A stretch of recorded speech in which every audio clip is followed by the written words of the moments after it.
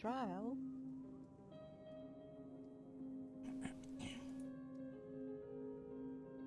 Trial.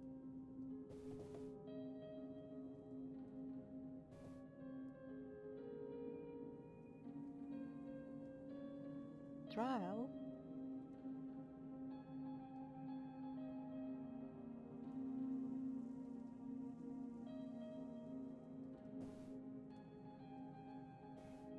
Trial. Okay, I don't know if this has worked. I noticed a thing was looking wrong and I tried to fix it. And I don't know if I did or not. Trial. Sure did. Dope.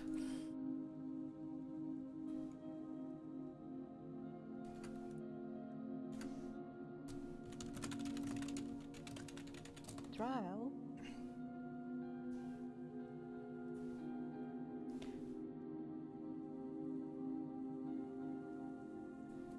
Trial.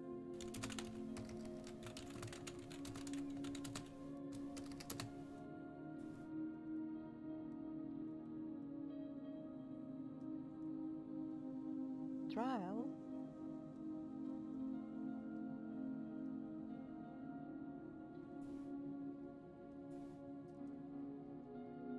Trial.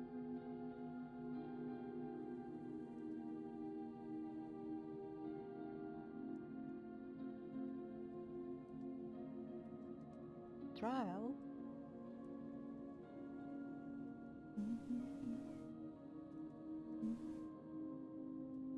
Trial. Hey, whoops, I was totally getting distracted. I'm good at this. Right, hello friends and welcome to this week's Indie Thursday stream. This week we are going to be streaming the Banner Saga 2, obviously. Trial.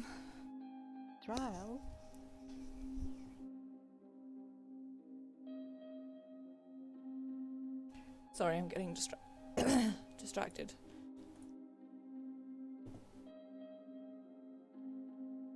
Trial.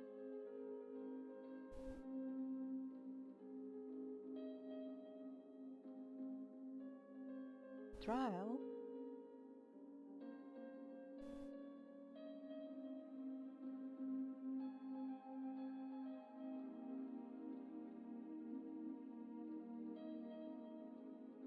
Trial.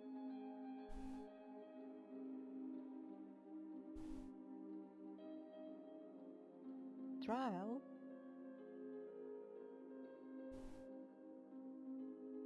Trial.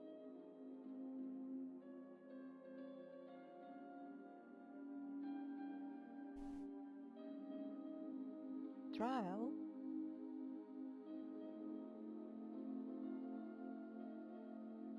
Trial.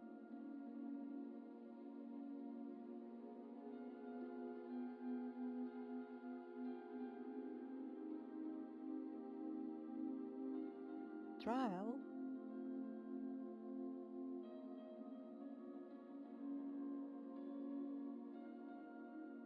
Trial.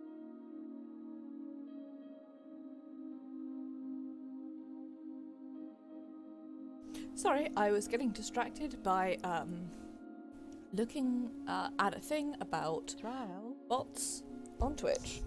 Welcome everyone to my new series. It's the Banner Saga 2. Trial. I played the Banner Saga week before last and I really enjoyed it, and it ended on a really tragic note. Sorry, I'm being distracted by the terrible Photoshop job that I did. Why am I so bad at Photoshop? Trial. And so, after a generous donation from Anonymous, inverted commas, I decided to start the Banner Saga 2. So, we're starting that this week. I'm going to be starting a new game, but I am going to be importing my previous save, which I did work out that I can do. So that is the dopes. I just want to check something quickly. Good. The thing that I selected is still correct. All of my options should be okay because I did set it up earlier. But we will find out. I'm going to turn my game audio up just a teeny tiny bit. Reset itself to English, so...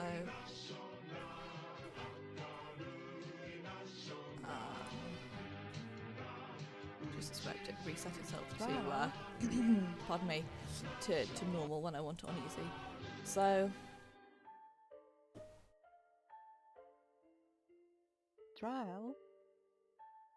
Right, let's stop being distracted by Discord and swap over to GP, shall we? If it wants to work. Why? Am I just a little bit of an idiot?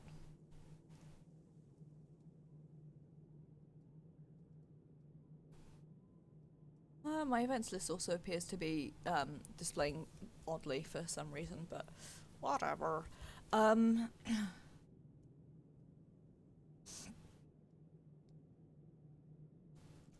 Before I get started, I want to say I'm still quite tired, and also I have a really bitching headache right now, which is highly unfortunate. So,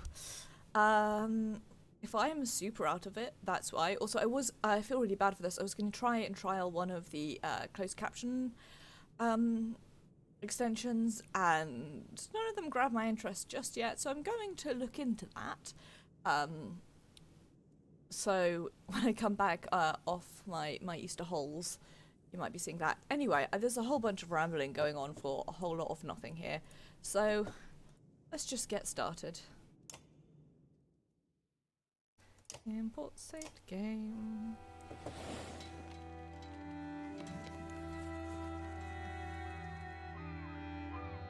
I should have got my audio level sorted, but...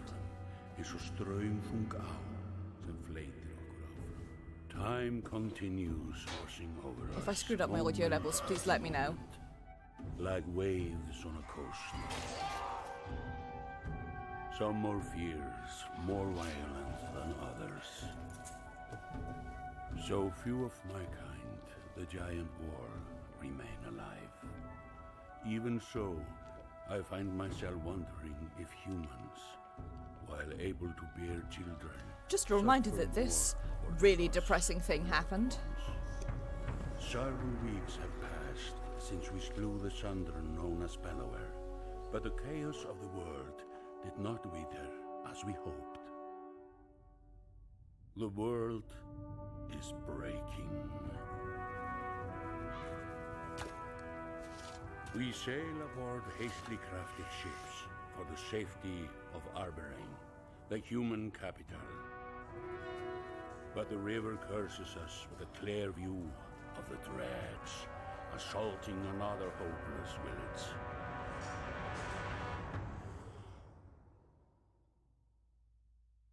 Unfortunately, we now have the Prince of the Wall and Princess at Work of the Wall and the Crown Prince of the Humans. Hello, Frici. I hope you're doing well. Hope you've had a good day. Oh. I'm hoping all the mechanics and stuff will be the same.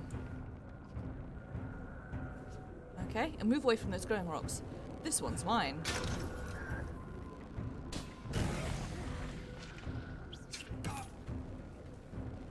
Ah, getting distracted by cutscene. No, no, to the depths with you.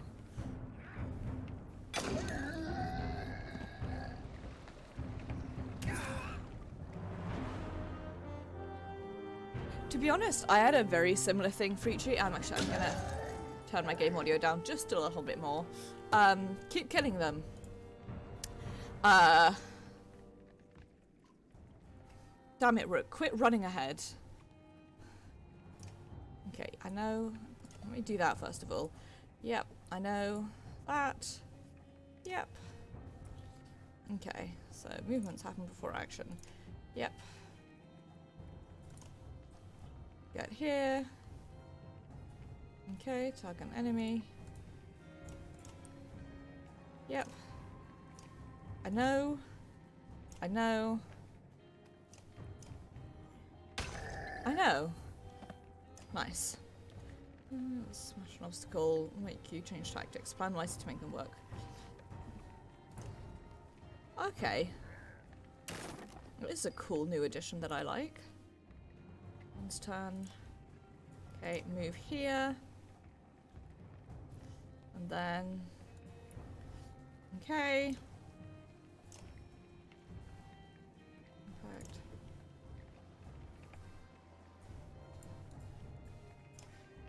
I know... We know how pillage mode works. Okay. Welcome movies Sebastian's towel. Yep.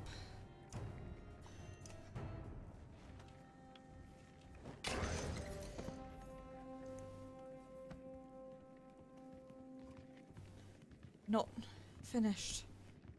Jesus wept, poor Rook. Yeah, it was a long day. My line manager is leaving at the end of next week, so we've been having a sort of handover, try and work out what's happening in the interim period, which not fun.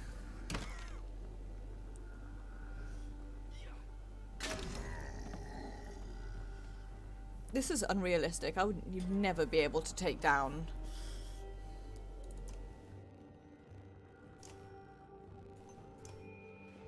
highly unrealistic. Dislike. Rook, you fool.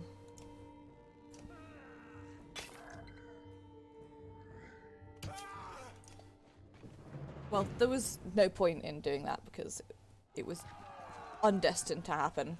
The opposite of destined to happen. The final blow directed at your head is deflected and a giant horn slam into the dredge surrounding you. Ivor pulls you to your feet and away from combat as other fighters from your caravan rush in to finish off the enemy. And now someone's gonna yell at us, very deservedly. Ivor moves you past the crowd of worried villagers, ensuring you can stand on your own. I don't know what you were... He stops speaking as a village chieftain approaches. I like his haircut. A Val leader saving human village from those things? Legends have made it much less. No Val leader, just Ivor. Those scenes were dredged like the stories you probably heard as a kid, and it was Rook here who ordered us to stop. Forgive me, maybe it's this never-setting sun or dredge or the death of so many clansmen. I'm not myself. The man's eyes appraise you and he quickly nods. I'm Aleo, the Skald. Were you trying to drive the dredge all the way back to the north? Ugh. Were you trying to drive the dredge all the way back north by yourself? I wouldn't stop there. Aleo looks into your eyes for a moment before recoiling. Something terrible must have happened to have such hatred for them. A topic for another time, Skald. Maybe. Of course. Mind if I sneeze from Bursgard? We've heard rumour the Sunder Bellower was laying waste to the town. More than a rumour, but he's been dealt with. By your clan? Your Sunder Slayers? The term makes Ivor wins and ends Aleo's excitement. But what about the deep shaking in the ground? Only yesterday we felt a rumble like none before. Could be the giant serpent. The serpent in the sun, Radomir? I'm no holy man, but joking about dead gods feels wrong. About as opposite of Radomir as it gets. This one's determined to swallow us all. The Skald looks sceptical. Killing a Sunder is a big enough tale on its own for now. Then let's get ready to leave. Not to sound ungrateful, but this place, it's all we have. It's our home. Whatever. No, we didn't risk ourselves so the dredge could kill you tomorrow. The Skald looks around at the small huts of his village. Bursgard is the only other place I've seen in my life. The small villages all my family knows. Are things really as tragic as you're making them sound? Probably worse. Aleo looks back and forth between you and Ivor before nodding. Packing and tending to our dead will take some time, but I'll have everyone on the ship soon. Aleo heads off to the village to organise a surprise. People think we're heroes now? The world is breaking in more ways than one. Ivor, one of the giants known as Val, has fought dredge in the northern winters, personally killed the Sunder Rays, and lost an arm to the Sunder Bellower. He's been by your side through everything, including the death of your daughter. Now you feel the weight of his full attention. What you pulled out there, fighting the dredge alone, was that tied to a letter tool? The villagers could probably use your strength. Listen, I don't know what's in your head right now, but you dying won't bring your daughter back. You clench your jaw and look away. These people need you now more than they know. Their lives depend on your decisions. He walks towards the village, leaving you alone with your thoughts. Ah, distressed woo. Those are my thoughts.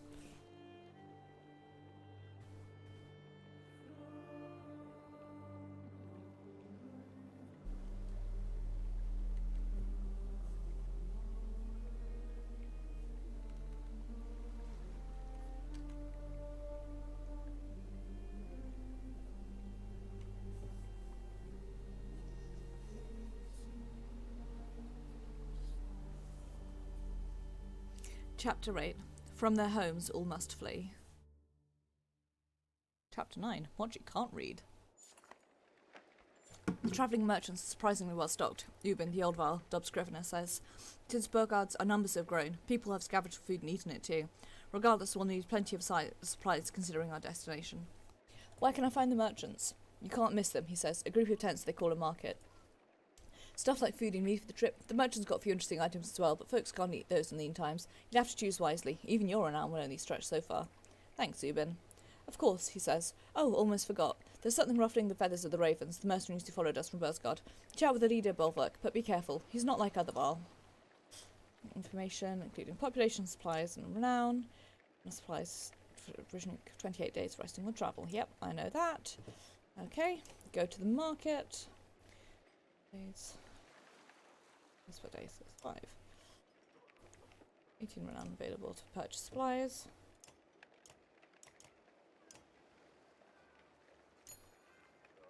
Okay. Yeah, right. Paint shields. Powerful, but wrong. That's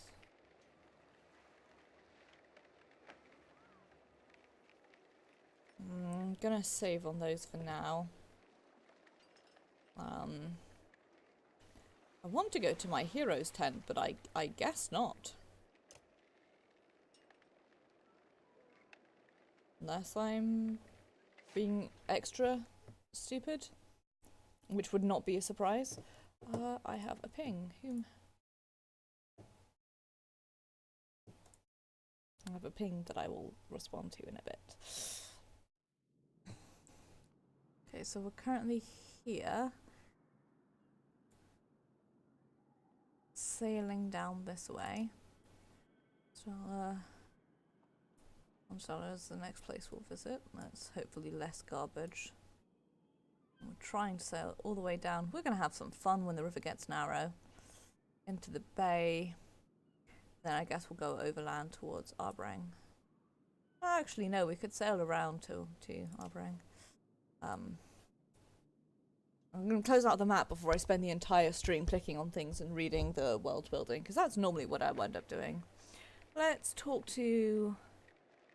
Okay, yep, I know.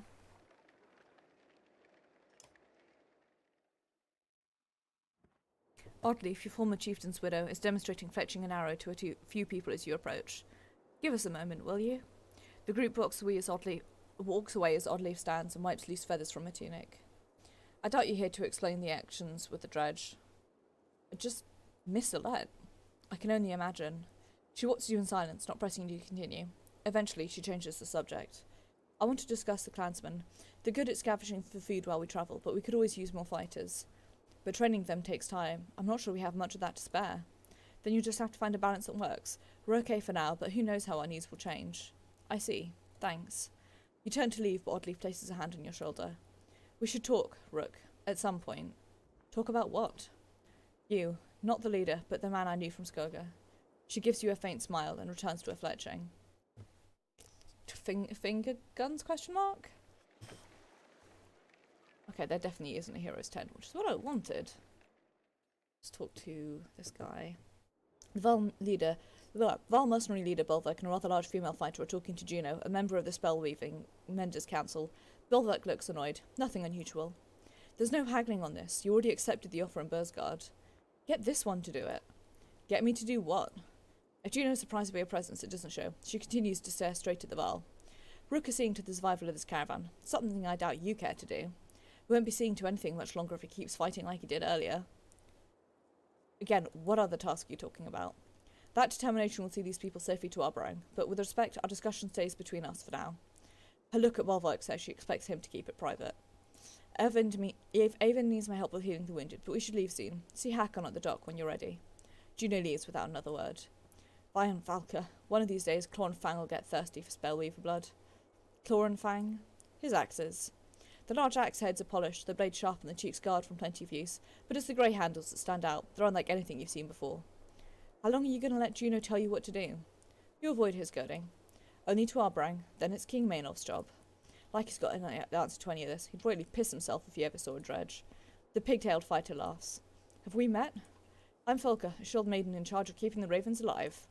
Wolfert gives her a stern look, but she doesn't back down. I already know who you are, chieftain. I heard there's a problem I should know about. The Val seem to go troll more wild as he takes a step towards you. You stopping to save every idiot along the river will get us all killed. Makes more sense to only stop the ships when we need supplies. And get rid of half these useless people too. They're slowing us down. Don't tell me what to do with my people. Bolverk's eyes twitch as he stares at you. Is he shaking? Bolverk, let's worry about the ravens. This one knows better than to cross us.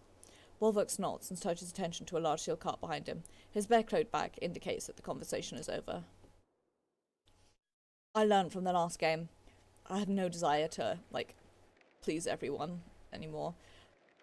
Can I select my hero tent?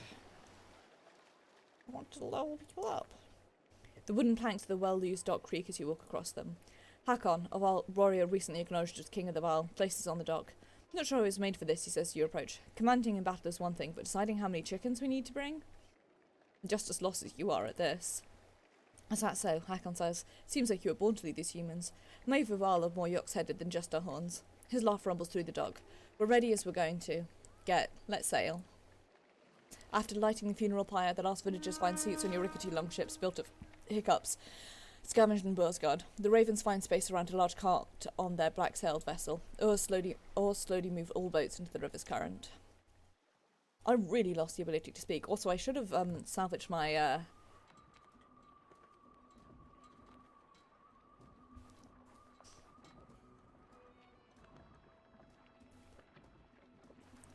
my throat lozenges from my bag.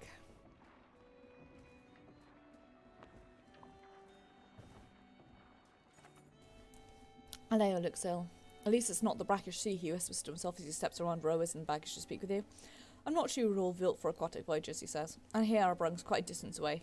My people could use a few hours on rest on solid ground. The hopeful looks from others sway you and you signal for the ships to make land. Would you mind telling me why the capital is our destination? Aleo asks. It's the furthest place from the dredge. Reason enough after what we just endured. The Skald says, his eyes looking distant, he recalls the fight. Stone armour and strange humming weapons. Dredge, Aleo says almost in awe. Man and Val's storied foe from oh so ever long ago. But they're real, and here, how have they made it so far south? His glance at the Val is met with both anger and shame. The longship rocks gently and the Skald grants rope to steady himself. If only he had the fabled horses to ride upon, we'd outpace the dredge and be on sound footing. His dramatised miseries are almost as amusing as his thanks when he steps back onto land. Not very good at emoting with my voice, so I apologise for that. This is a map of the world. Okay, yep, I know. Aleo's village was travelling westward down the Ormsa River. No caravan. Let's go, right. Aging soon, mess can't remember whether it wants to say something, still everything you got. While Ormsdale grew early into an important tribe of fate, its Twin City Bursgard became the place to buy things nobody else was willing to hawk. It's greatly supported by the potent items harvested in Rheinvik into Stel, and plagued by huge disparities between the extremely rich and the suffering poor.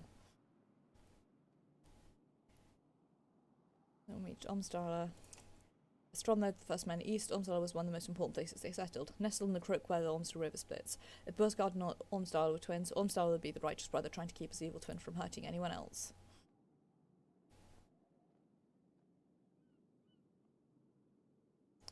Now claim to get Arbrang. Its towering Sibian walls have been pulled from the depths by the weaving power of the Menders. As each generation of residents builds another ring of walls, the city continues to grow larger, more indulgent, and more dangerous. Oh boy! Okay, yep, you can explore the map at any time. Yep, I know. Yep. I'm aware. Okay. Travel, yep. The supplies running it must allow your caravan to rest. We're going to starve. Rest in camp. Increase your battle prowess and converse with your heroes. Okay. Fortunately, it also consumes more supplies, but let's say, well, supplies morale increase. Click on the rest tent now. Every time we can visit the heroes tent. There's also somebody to talk to, but we'll do the heroes bit first. Yep, I know. Right.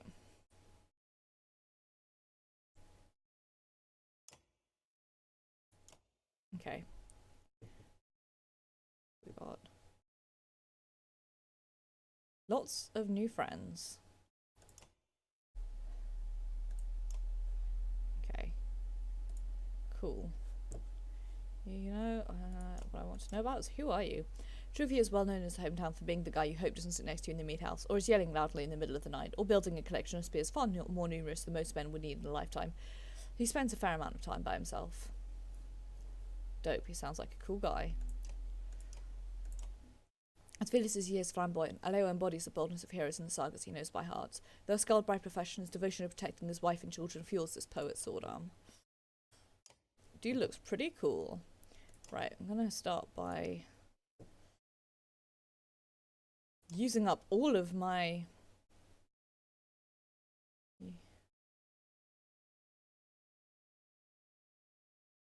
Can I select?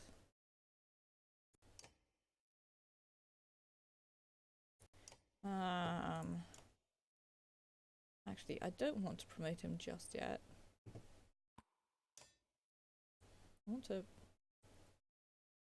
promote someone who's a bit stronger.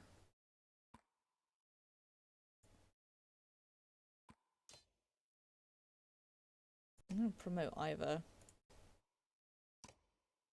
first. Ooh, that's dope. Oh, I like that. Go for it. Okay, he has points. Points mean prizes.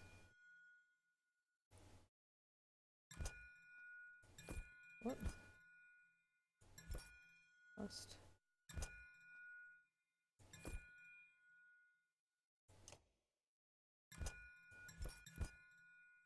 Oh, I see. Okay. I'm gonna finish maxing out these things.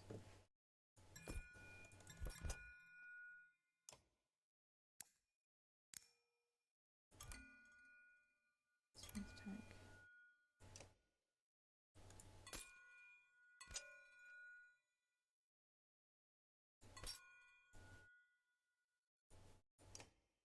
I didn't realize that. That is pretty dope. Okay, so... Sorry, I'm getting distracted by, like, everything. Oh,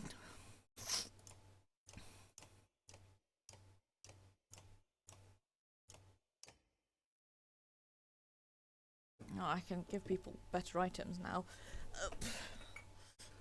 Let's put a party together first. I'm gonna bring Eowyn along.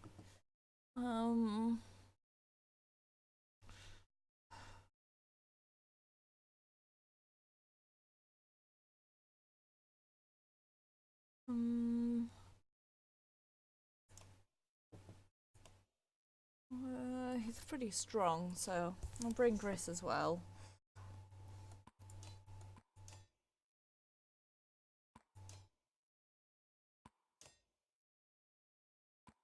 Yeah, that's better. Sorry for doing all this boring admin stuff on stream, but such is life. Right, what's this? This odd leaf. I can't remember the thing that you have, but I'm pretty certain it's garbage. Nice to aggro. I could give that to Ludin because he's good at getting hit by things.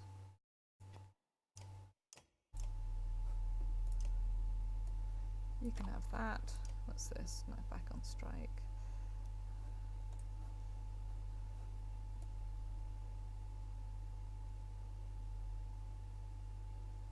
You can have that. Nope, incorrect.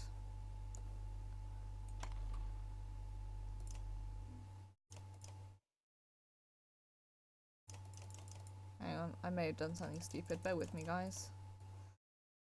I have done something stupid.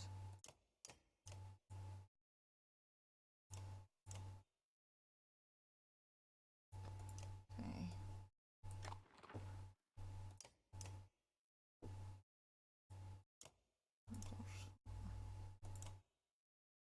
I'm not going to give that to anyone else, but I am going to keep it So the only person who does not have currently a thing is Mercy, so you can have that. And I think now everyone else has a thing, unless I am wrong. Yes, everyone else does have a thing. Need more renown to level more people up. Okay. A strangely familiar man with a spear and tattoos beckons to you. His movements are somewhat odd, almost comical. You wouldn't be confused by Trigvy's presence if you'd supported this journey long ago. What? The man's eyes glaze over for a minute before clearing. He now acts like you're old friends. I've lost it. Lost what? My desire to keep going. Same as you. I understand, but we still have to keep moving. You don't really mean that. But you did once and will again, unless you go down with your ship, Captain. Trigvy starts laughing. It's disturbing, and as you walk away you hear him singing. Yellow and blue will lie to you, light. Why am I singing when I can't sing?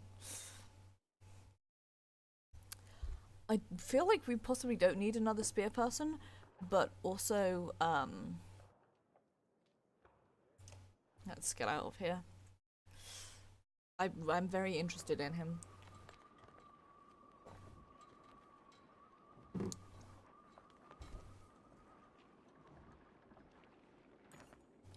Shouted orders turn several ships towards the bank. You have no choice but to call all the other vessels to halt as well. By the time you land, a crowd is gathered by the water. A man in fine clothes and missing hands stands in the centre of the others. He smirks as you approach. And here he is, the fine self-proclaimed ruler of us all. Are you the reason for this delay? Don't answer questions from backwater scum, no matter how high they've risen in the pond. Then I'll stop asking. Get back on the boats. You don't know who you're talking to, do you? Rook, you might not remember when we first arrived in Bursgard, but I went with Bolverk to speak with the governor. What's your point? Well, this is Ruger, the governor. Ludin, the entitled Prince of Arbrang, who joined you in Einatoft, sets forward from the gathering crowd. The former governor of what was Bursgard, actually. Careful, Prince. Rivers are dangerous, especially this far from your papa's side. The threat causes a few gasps from the clansmen. Ludin's bodyguard, the usually quiet Balbersi, growls, but is waved off by the young prince. Mendra and I were just discussing Rook's banner. It'll make a nice addition to Bursgard. That's not going to happen. These aren't the rules of the woods anymore, Rook. You're among men now. Try to act like one. If anything, Rook's banner would join our ranks, or are you claiming control of the entire kingdom now, too? Just trying to guide my vulnerable prince home with some dignity and proper leadership. But it was Rook who led the fight against Bellower while you hid in your great hall, Governor. Overseeing a besieged town isn't hiding, Mender, just as fighting in battle isn't necessarily leading. But Rook led us alive across the frozen waste he did, cries a man. Saved us at Einatoft too, a woman adds. Others join in, listing your deeds and cheering your name. Then it's settled, no more delays. Rook is our official guide to Arbrang, but will consult with me on major decisions. Everyone just get back on the boats. Yes, return to the ships. The helmeted guard next to Ruda makes a gesture for only the governor to see. Ruger laughs as the crowd disperses. Prince, your guide has a lot to learn before Arbrang. I'd like to get rid of this guy as soon as possible, as cool as he looks. Let's throw him off the boat.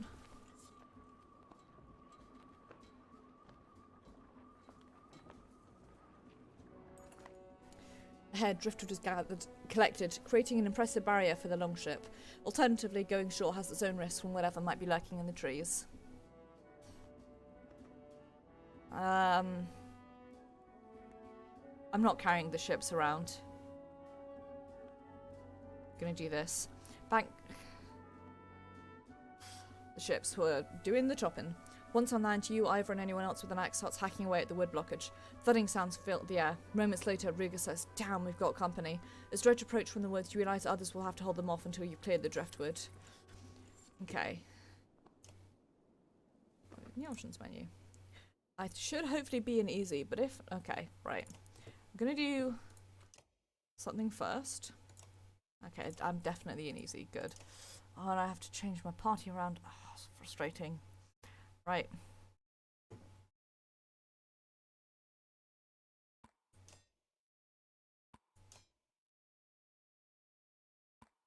I'll try this one on for size and see how it goes.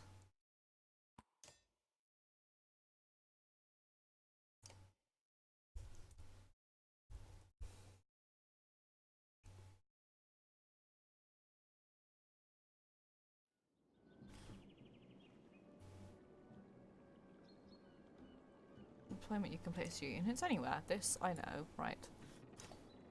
Yep. Cool. cool. I am aware of this fact. I'll move you here. Move you back slightly. Keep you here, and I think that's a pretty good, solid, like, front. Okay.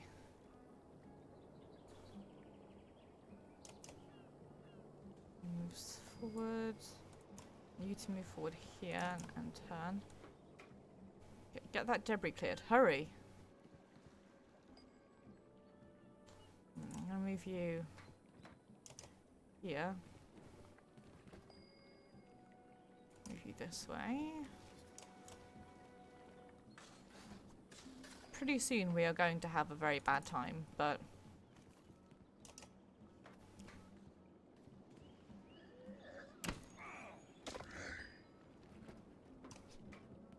that's okay.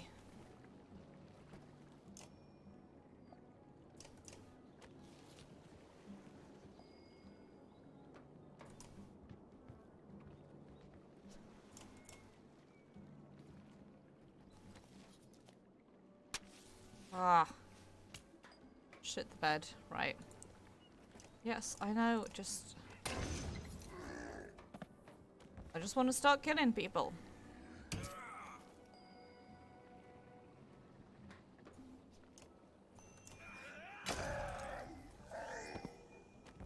Dope. That's going to explode in a minute, so I'm going to move you this way. And then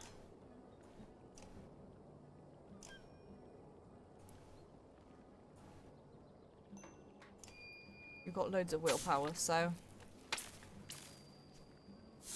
make it be.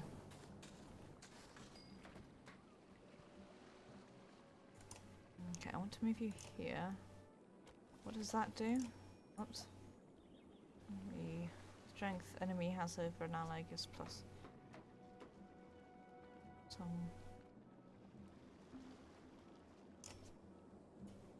Okay, I'll do that for now.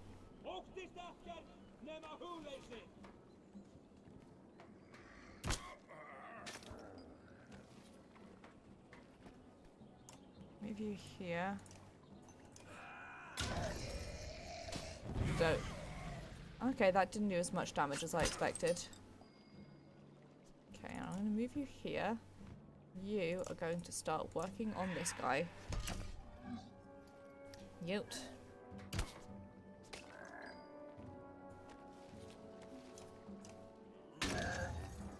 Dope.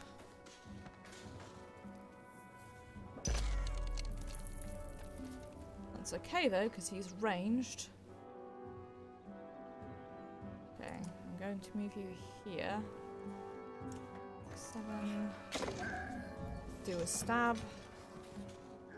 I've just got this guy to worry about, so.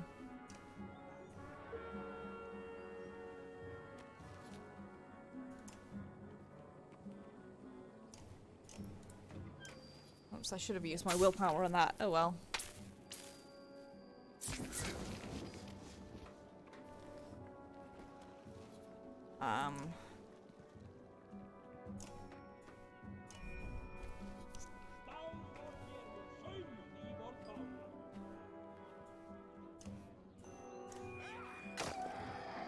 Go for it. Day ruined. You hear the axemen cheer as the blockage of wood breaks up and disappears down the river, but the dredge are regrouped. One of them looks especially menacing. The fighters around you are tired, but could buy everyone else enough time to safely board the ships. We'll join the others when we finish our job here, you say. Those around you laugh and brace for another round of battle.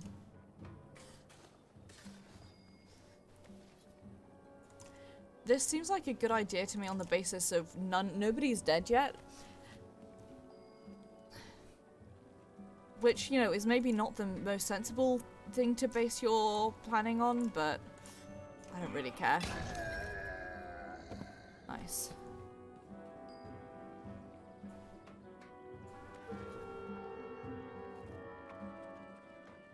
Okay, need to move here. You're going to do this.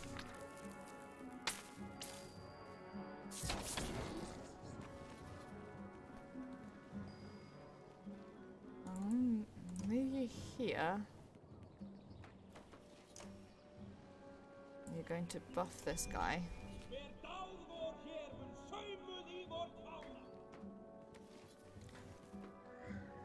Oh, well. Fuck. Remember what I said about not being dead yet?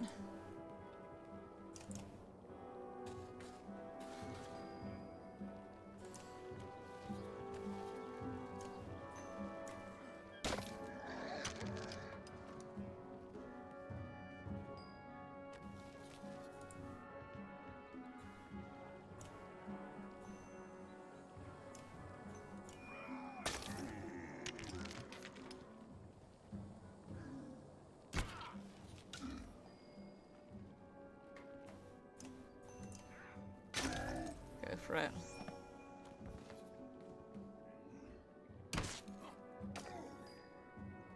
Okay.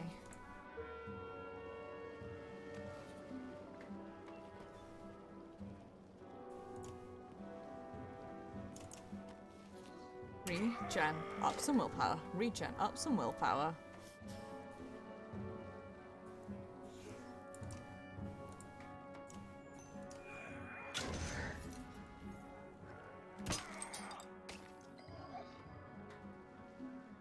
Okay.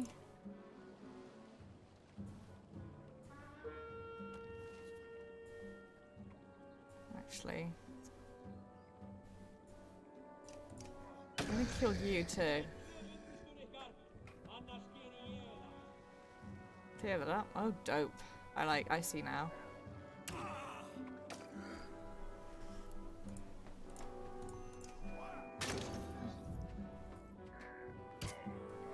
Ah.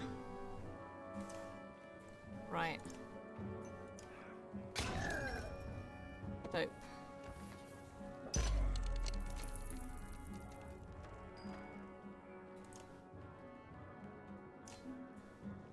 You can only attack in the square around him.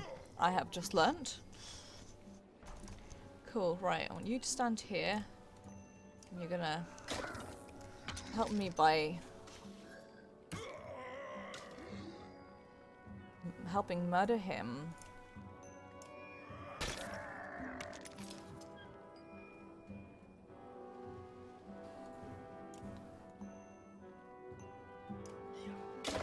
There we go. Oh, now he's doing the thing.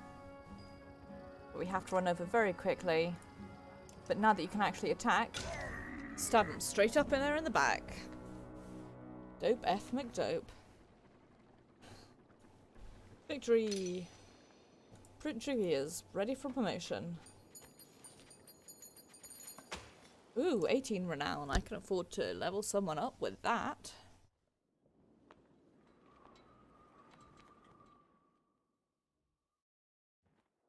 We might rake it down the river to the capital without any more trouble. You look at Iowa, surprised by his optimism. And I might sprout wings and start flying. Would that make up for your missing arm? Hey, I get to make jokes about losing my arm, not you. Suppose that's fair. So what are you worried about now? I think you should make use of this trainer and his tent that we haul around everywhere. You've led fighters in battle before, but there's always more to learn, so let's bank the ships and challenge your skills a bit.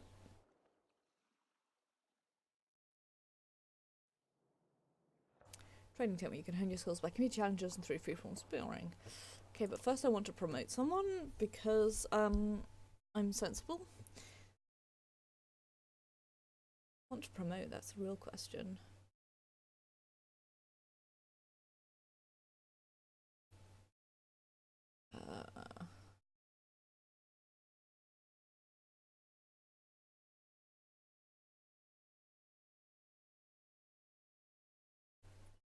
Should do us actually, probably.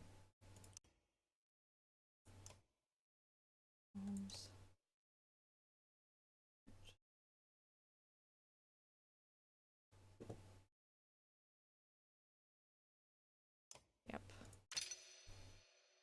Dope. Right, let me max out that and that.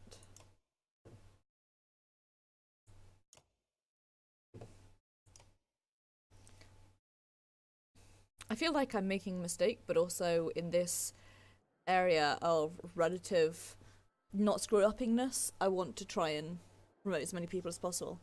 You watch for a moment as Avon, Juno's apprentice and the mender found nearly dead at Ridgehorn, moves his staff in a complex pattern, repairing some armour. Not a bad festival trick, right? I've seen worse. And I've seen better, like yours back in Bursgard with stopping Bellower. We saved quite a few, didn't we? Indeed, and everyone knows how much it cost you. No one expects you to get over it anytime soon. But they expect me to lead like Alette didn't I? It might sound cold, but two things, grief and duty, can be separated. You sound like you have experience. Made plenty of mistakes to look back on. Part of becoming a mender. Can you talk about becoming a mender? I could, but I won't. Imagine trying to teach me how to hunt right now. It's not what's important. He sees your disappointment. The important thing is you protecting these people, seeing them to safety. But why? Why these people? None of us knows what's coming. The people are the only ones we know we can save right now. It's that simple. Avon picks up the repaired armour, hitting it with a staff to test it. I'm glad we can talk, but I need to check on the fighter who was wearing this. Okay. Well, come on in and let's have a look at you, Sven, the trainer says. After a quick assessment, he says, yep, looks like you could stand to learn a few things.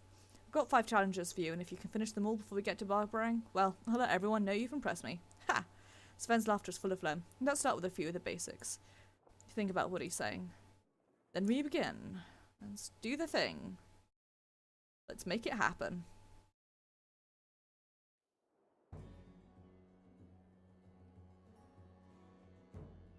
Objectives. Form a shield will cool enemies and puncture, use heavy impact to damage 3.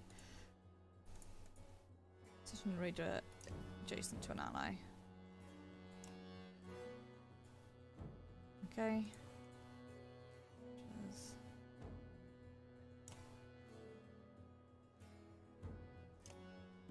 Okay. What?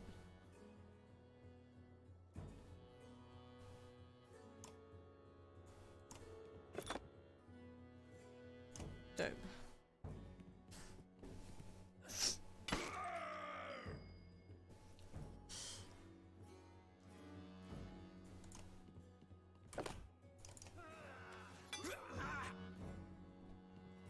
Okay. Rude.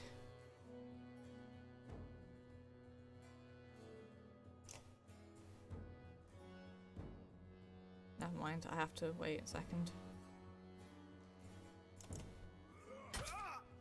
Those guys to get a bit closer. Continues to be rude.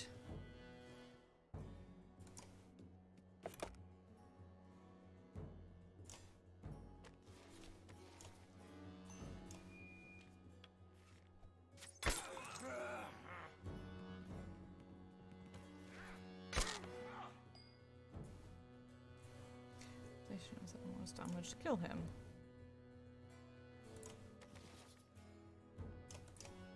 Okay.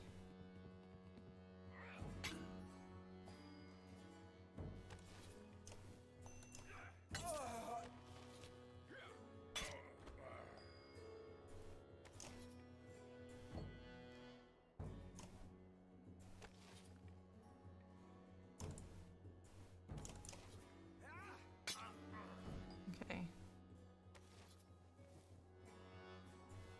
Who am I right now?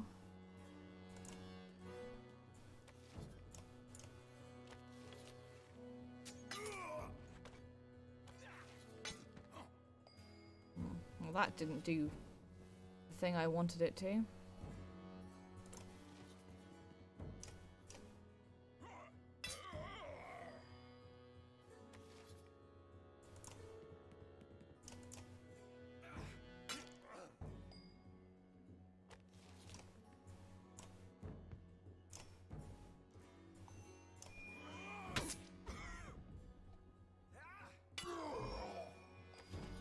I'm gonna fail this due to the fact that, I've not done either of those things like a fool. But it's because I wasn't really paying attention.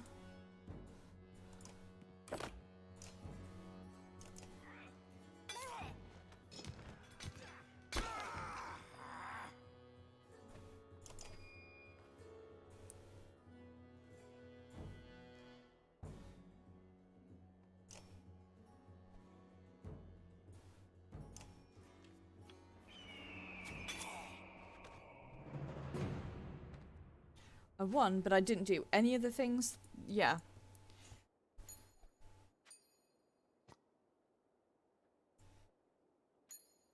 No renown. Dope. Because they all died before I could get in position to do the thing. Okay, well. Yep. I've done this already. It's fine. We don't need to worry about it. Let's rest for a day. That's better. And head out. Not nearly a month. That's better than... Up until very recently, we were starving to death, so... Look at all the food fresh placed in the supply carts. What's this all about, you ask Godleaf? The clansmen are trying to help as much as possible now, she says. Whenever they can, they'll forage for nuts and berries or fish and hunt. She hands you a piece of fruit. They may not know how to fight, but they can keep us alive by keeping us fed. Dope. I like that.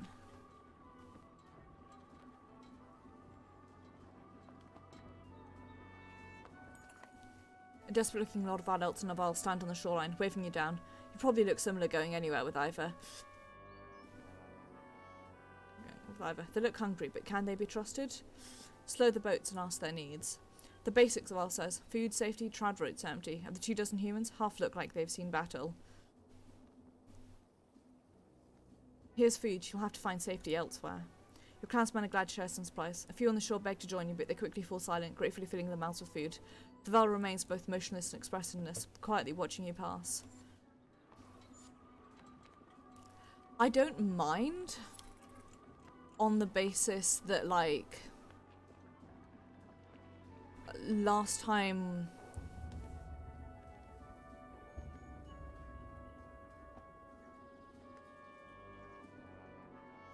Sorry, I'm just confessing, consider your options. Ask the shipwrights. We need to out the water, says one. Nonsense, just plug the holes with some cloth and tag of tar for now, says another. As they argue, clansmen jump drunk from the sinking vessel, grabbing for ropes and extended oars. Most make it aboard the ships, but not all. Well, fuck.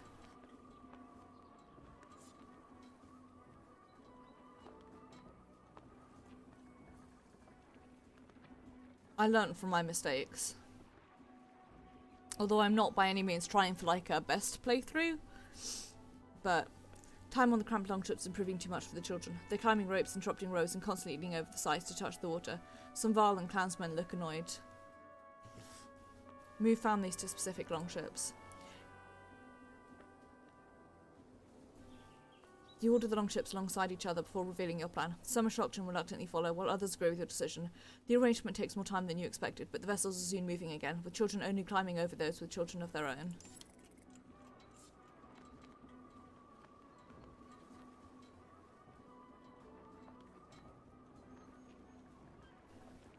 Seems like the best bad decision to me. Smoke from the village catches everyone's attention, and the longships begin to slow. I doubt these scraps of wood we're floating on can hold them anymore, Ivor says. You feel the governor's gaze on you, and he slowly shakes his head.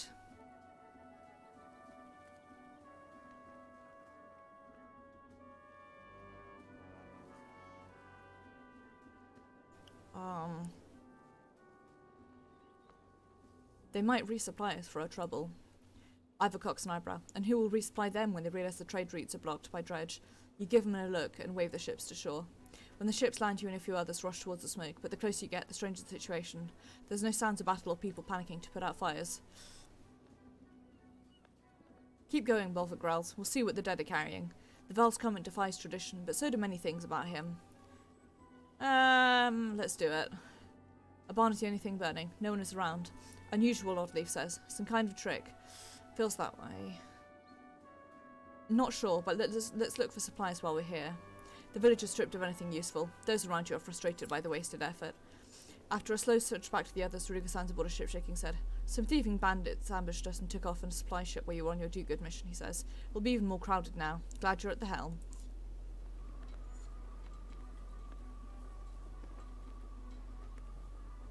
Now we should have headed back to the ships. Maybe. Where are we?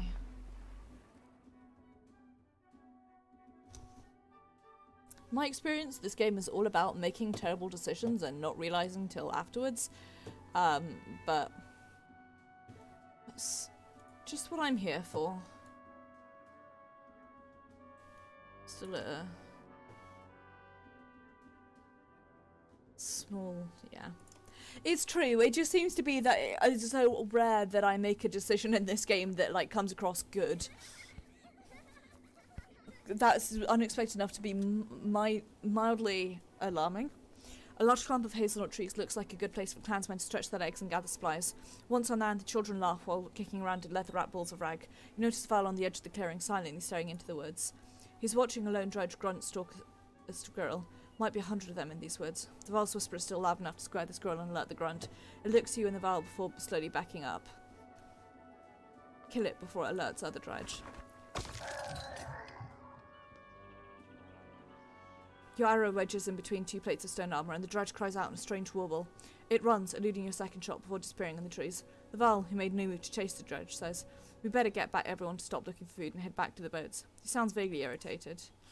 Everyone watches the shoreline in silence, but no sign of drudge force is spotted. Some complain about running from a single drudge, but most just stay quiet and vigilant.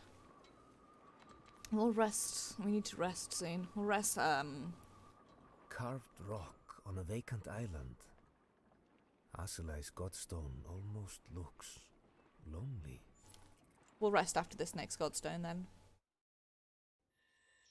Come on in, chap. Come on in. Hello, Doc and Bob! Thank you very much for the raid. It is very much appreciated. Hello, bees! Hello! Thank you very much. It is very much appreciated.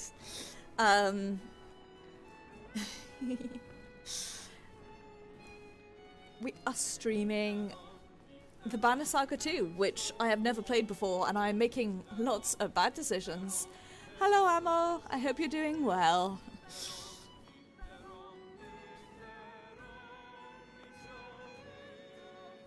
Why rock is glow? Confused cat? Ah, I'm being dumb. That's what it is. It's a sort of role-playing strategy game, almost. It's sort of set in an alternate North, as it were. You play as the main character you play as is a guy called Rook, who is leading a group of people across the world in order to try and get them to safety. You're running away from these creatures called the Dredge, who are also everyone's running away from this sort of primordial darkness. It's a really brilliant game. It's beautiful, it's got really lovely art style, beautiful soundtrack, and a lot of it is like resource management and decision making, which I am classically very bad at. So I genuinely only just made it through. Well, I mean, this darkness is trying to kill us, need us all.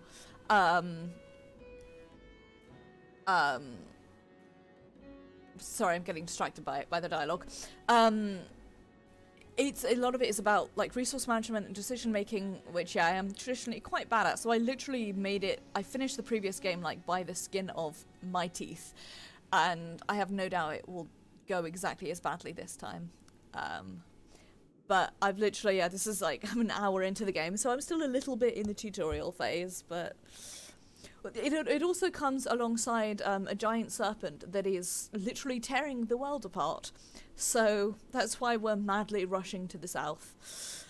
It's a really good game. Like, I would absolutely 110% recommend it. Without spoiling, the end of the first game genuinely made me cry like IRL tears. It was really, really well done. It's a fantastic series. I am very much enjoying it, so. Good game. Would recommend. The clansmen of Val are admiring the godstone when you notice some are missing. It's Bolvuk and his ravens, Aleo says. They look rather upset by my music and all the singing. He shrugs. If they'd rather hang around that large cart instead of joining us, I won't take it personally. But come closer. Let me introduce you to Aselai, the god of streaming waters. She is the curves of every river, a guide for those of us travelling on familiar lands. Scard runs a finger over small etchings in the stone. Inscriptions from all those who are lost but found a way back home with her help. Listen to more of Aleo's tale. Some say her stone shows the struggle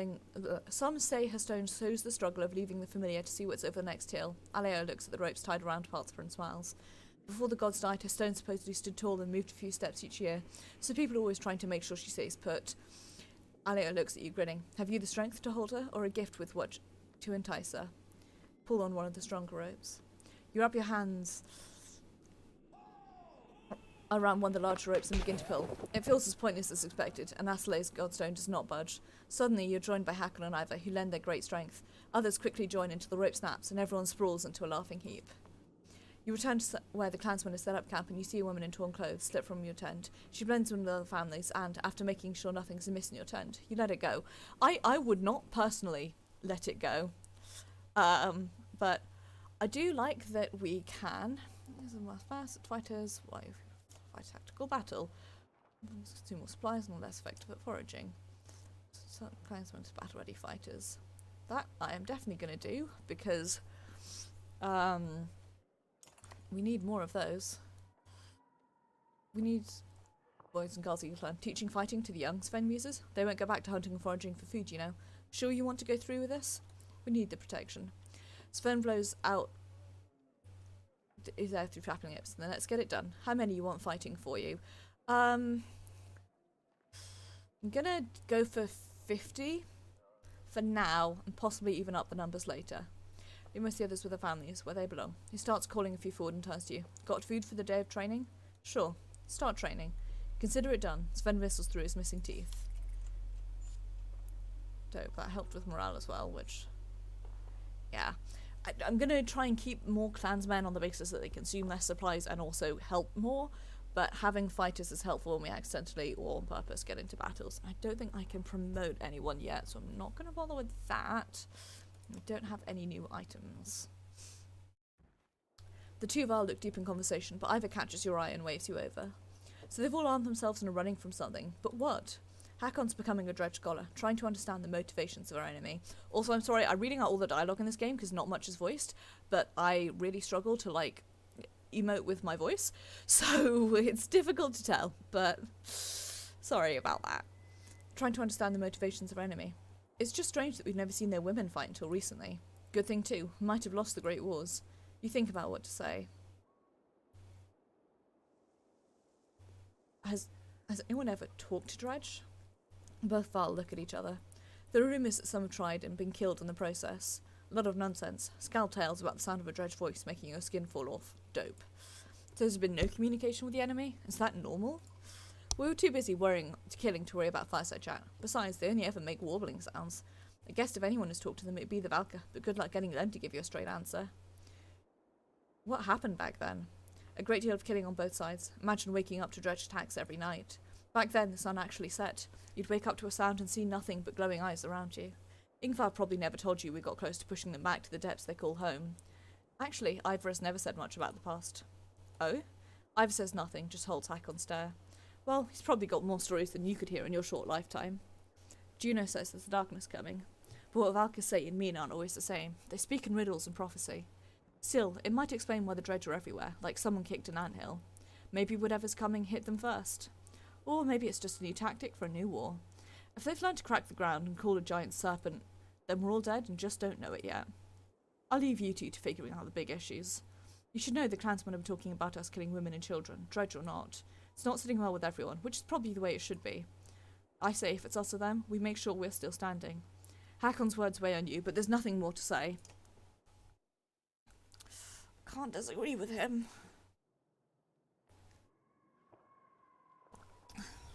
I don't know, it's a difficult moral question that I am not trained to deal with. Let's head out because I'm still a little bit nervous. We've still got a while to go before our next city. And I am a little bit nervous. Even 25 days of supplies is good, but also I know how rapidly it can fall to pieces, so... A crowd begins to cheer from one of the longships as a man struggles with his fishing net. As his catch nears the surface, some voice concerns. You're close enough to make out a large shape in what looks like fur or hair in the net. It could be a dead body. Fire an arrow into the mass. Your arrow finds its mark just before the net breaks the water. Those around you applaud your quick thinking. Whatever's in that net won't have much of a fight left in it, says the man beside you. Bear cub, shouts the man with the net. Long dead. What's it mean? Superstitions blow across the ships like a gale. Talks of plagues and famine make eyes go wide.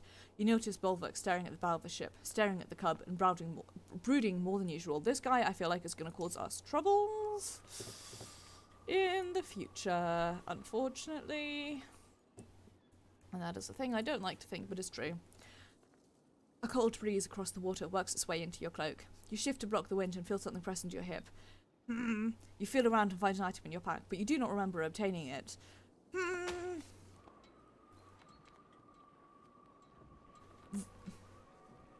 Oh, that's so cool. Oh, I've just worked that out, and that is so cool. Oh, I've got the shivers, but that is dope.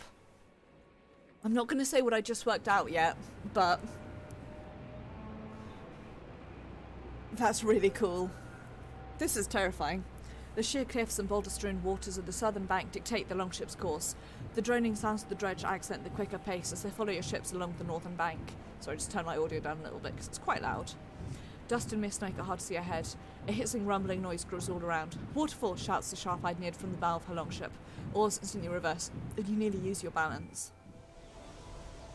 Lose, not use.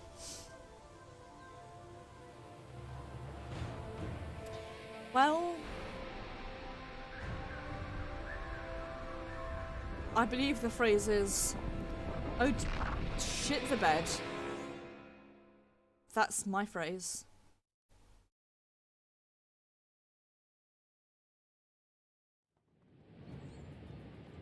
Very shit the bed. The roar of the approaching waterfall clouds your thoughts. While all the clansmen you picked up keep the ships from being nimble, Nid's warning allows time to react. It's a struggle, but no longships are swept over the waterfall. The remaining ships' rowers pull hard, heading for the dredge-lined northern bank. In the haste, the vessels smash against the sharp split rocks as they push towards the shore. Some fighters are thrown from the boat, sinking in the mud under the weight of their own armour. Ship. The longships are too spread out to command a unified landing. Amid the chaos, you look at those nearby. Gris, a stout Val warrior, and a few others like him look ready to rush the dredge. Wolvik and his company are close to you, hauling their sealed cart on the ship.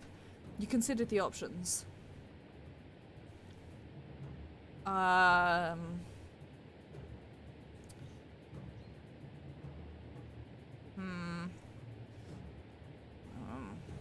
I feel like I'm going to leave them alone for now because there's a lot of issues there. I'm going to say cover the battlefield with arrows, Oddleaf. I'll do what I can, she says, grabbing a couple more quivers. Oddleaf nimbly climbs some rocks for a vantage point.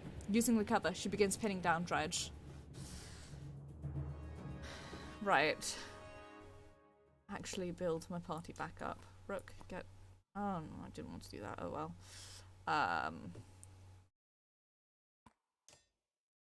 Okay, I want you. And then I want you. I want you. And you are actually surprisingly strong, so I'm going to keep you. I don't like not having Rook in the party, though.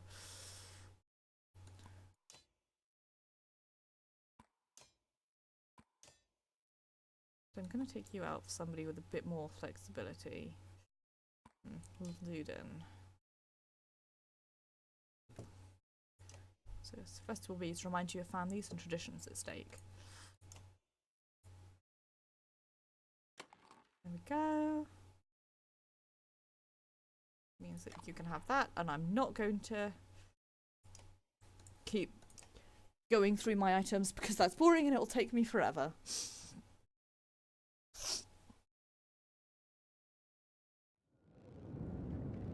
I do wish you could sell your items for renown, but I can sort of understand why you can't. I'll cover you from here, but don't expect any miracles.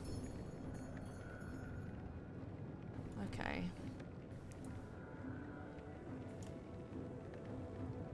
Move you that way. Okay. Move you here and move you back here. I think that's a little bit better. We'll see how it goes. I'm not going to start using up willpower just yet. Rude. Luckily, Watch your flank. Something skulks from the shadows. What in the fuck?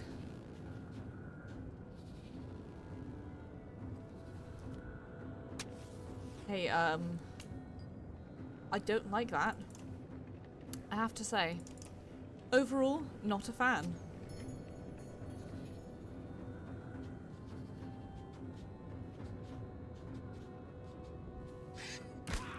Rude.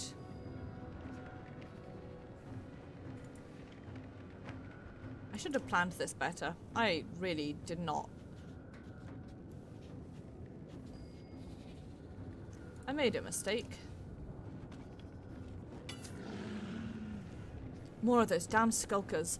By the way, I do have my difficulty for this at too easy just because I'm bad at video game.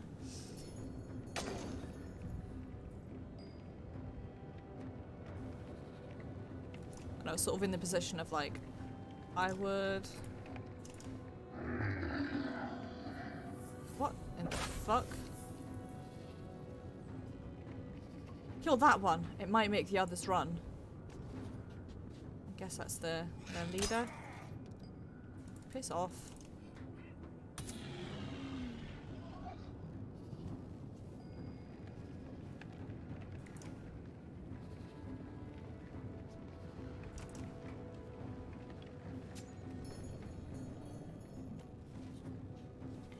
Yeah, I mean, to be honest, I have like no shame about it. Like, I really do not give a single shit. But just like for an explanation of like why pardon me, why like combat seems to go quickly. It's because it's deliberate. It's because I'm not very good at this.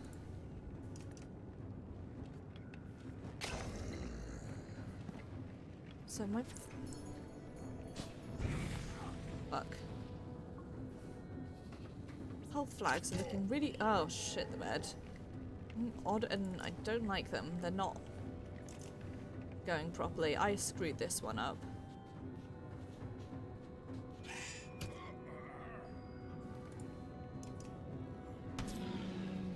No, I should be focusing on this guy, but I kind of want to like almost like clear...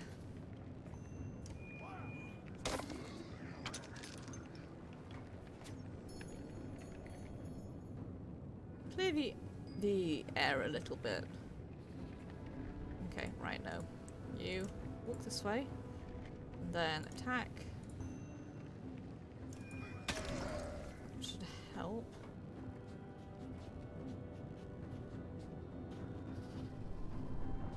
What did that? Oh shit. That's a bad time.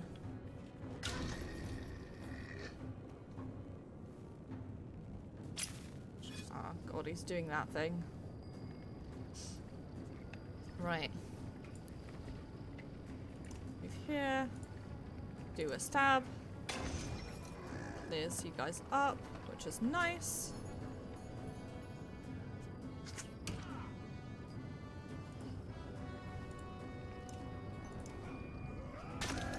Clear them up, which is nice. Okay.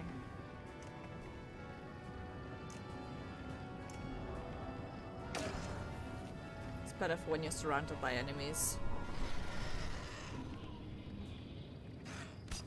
Hey, I don't like that, I have to say. Not currently a fan of that.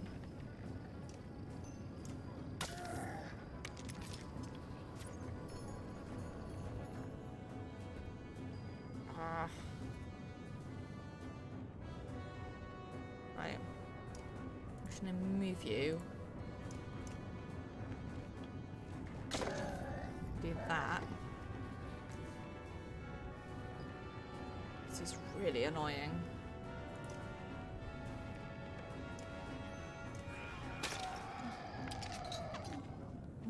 Where are you going, buddy? We're gonna have a bad time very quickly.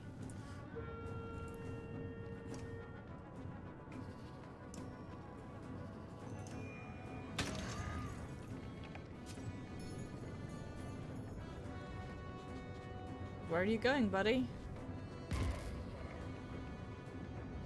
Off on an adventure.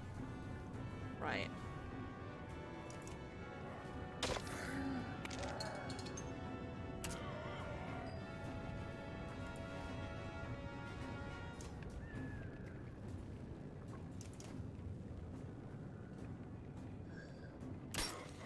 Okay.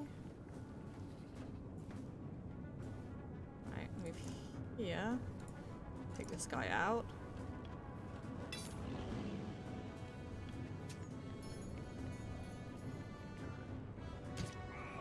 Okay. Go ahead and move these. Move you here. And hopefully, there we go.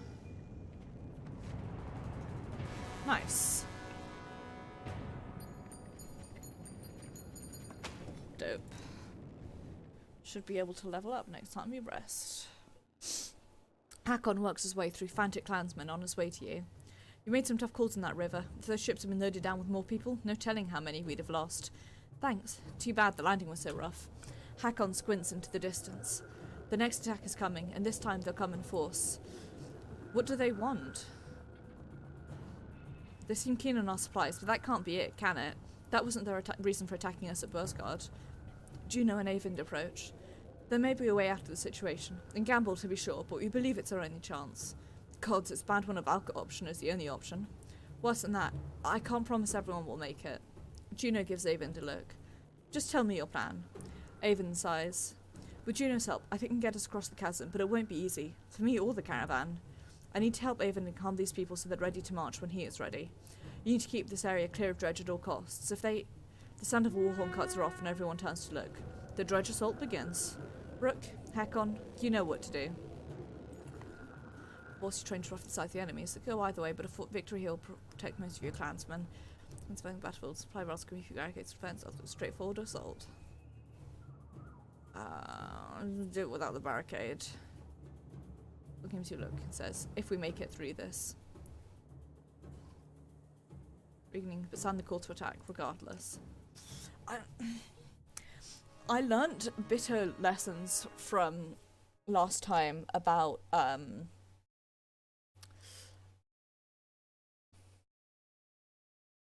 just gonna leave it at that. I learnt my weapons Jesus weapon my lessons last time.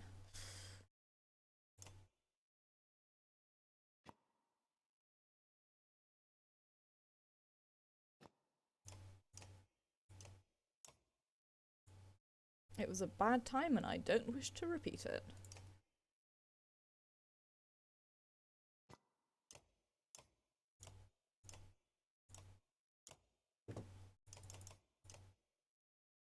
What should we have?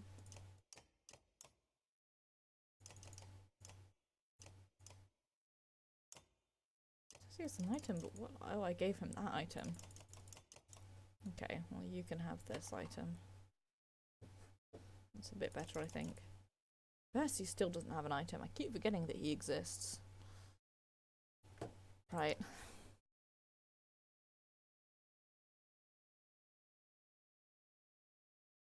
Hopefully, I won't die.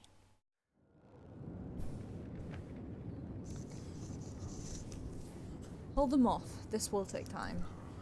Okay. I'm going to... let's see. God, I love the music in this game so much. What I'm gonna do is form like a wall here and then keep these guys back here out of the way.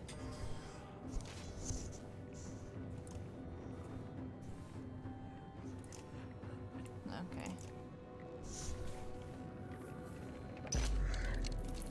That didn't work as planned.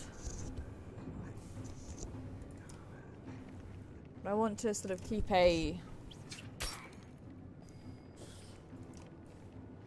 these guys here occupying the main force.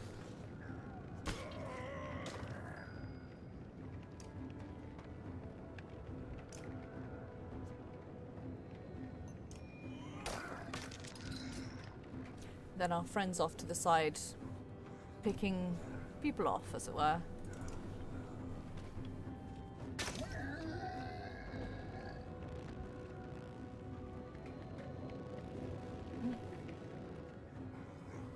You must keep the dredge away. I'm working on it. Believe me when I say that I'm working on it.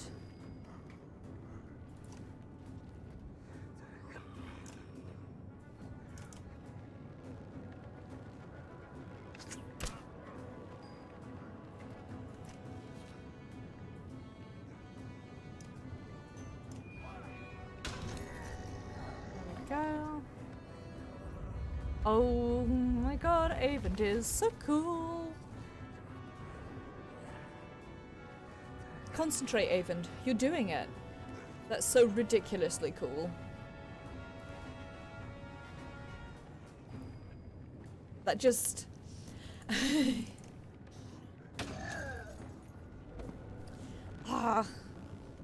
Surprise, more surprise friends. Oh boy.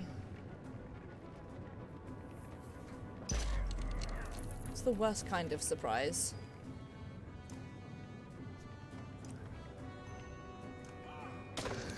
Whoops, I definitely miscounted the amount of health he had and wasted some of my morale. Oh well.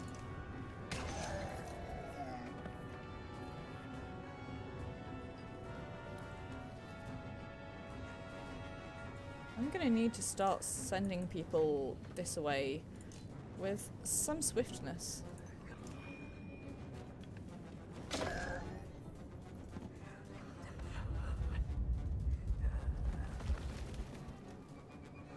That's just so ridiculously cool. Almost, but we still need more time. I just... It's the dopest shit.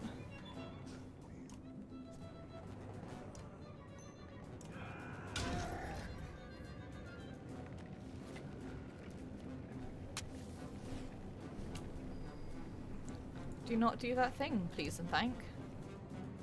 In fact, do this thing instead.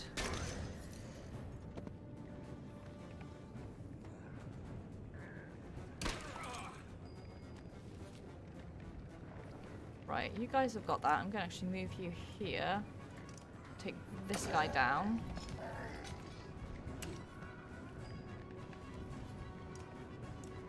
So that's that cleared.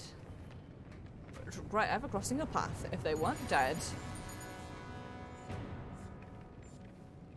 Well, we made a mistake, but we got some renown out of it, which is always good. Juno walks onto the floating land, cradling a kid goat in one arm. She looks strained but beckons to the families to follow. You shout for everyone to start moving, but the fighters and clansmen alike remain motionless.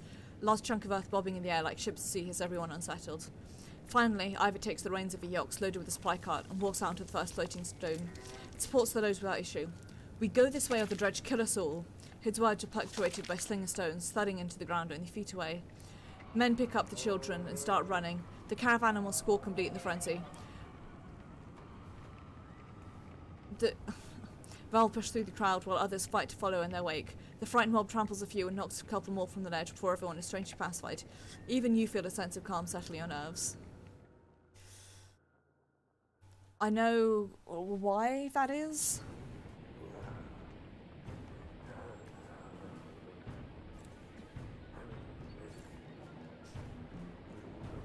This is so cool. The wounded and elderly struggle to make it onto the floating rock, while fear of the bridge paralyses the legs of others. The dredge give chase, crossing onto the bridge without hesitation.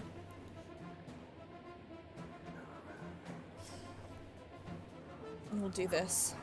You launch yourself into the approaching dredge, swinging your axe wildly and driving a few backward. Other fighters and archers follow your lead, holding off the dredge until the last of the clansmen make it past you. The stones under your feet begin trebling, and you realise it won't hold much longer. Run, you shout to the fighters who join you. Almost all push forward as the stones nearest land fall away into the chasm below. Shit. But we got the renown for the saving people.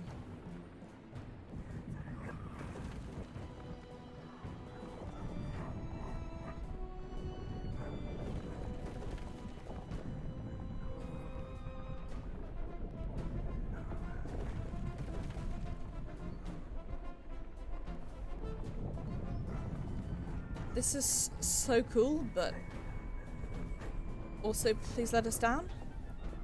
Avon is growing visibly weaker. Meanwhile, many in the caravan are stunned by witnessing family members fall to their deaths. The effect is spreading. Everyone look forward. Move. While the others immediately around you hasten their gut steps, others don't hear you at all and fall away as Avon's grasp wanes. Fuck.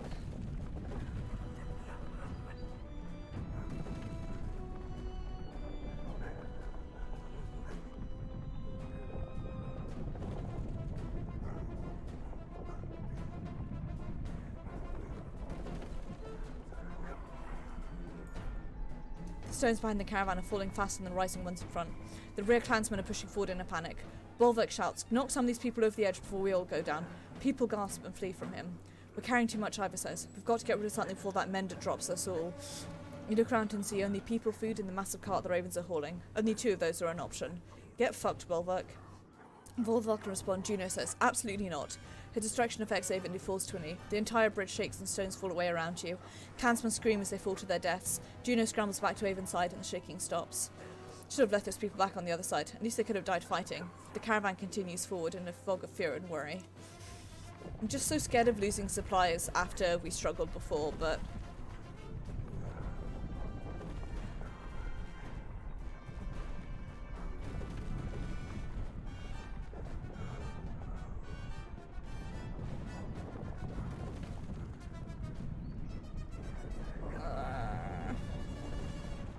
just a bit further, Raven. Oh hey, I'm not unhappy about that.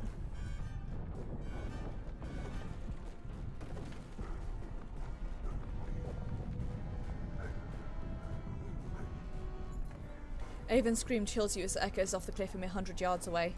Again, the bridge shakes but stays together. When Juno looks at you, her lips are trembling. "This is killing him," she says, "and I won't let that happen." Her tone is dark and cold. "What's the alternative?" She says nothing but looks towards the rear of the caravan. Governor Rigger and many of the others from Bursgard are back there.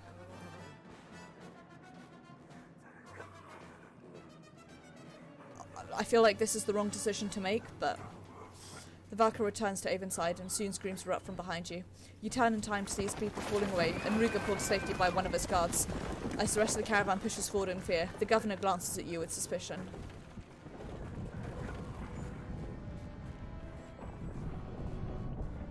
It's fine, we'll rest up. We'll get our morale back.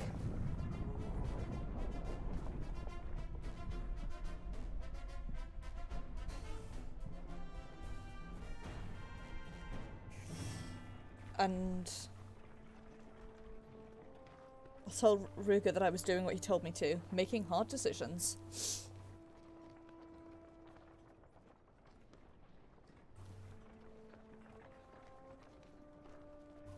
What's your step? It's hard to believe we made it across that chasm. Now we find what's left of Ormsdaler. Once a great trade town at the fork of the Ormsa River. How many lives must have been lost here? Looks like a few buildings might have made it. Whatever caused that chasm completely destroyed this place. I was a serpent and I saw him moving, They're moving. From the massive owl to the youngest human, children, everyone is sapped from crossing the chasm. Tents are loosely strung up and gear is thrown on the ground as everyone falls asleep. You manage to post a few guards out of habit before sinking down against a crate, wrapping your cloak around you and closing your eyes. Your chest aches as if from wasp swing. Feeling around for the cords of it, you look down between your leathery grey fingers running over a red stone breastplate. Oh shit. Gasping, you open your eyes to find your cloak still wrapped around you. No stone armour underneath. The caravan is still asleep, snoring more prevalent than usual. You're able to drift off for a bit more rest before facing the task the next day. Don't like that! Okay.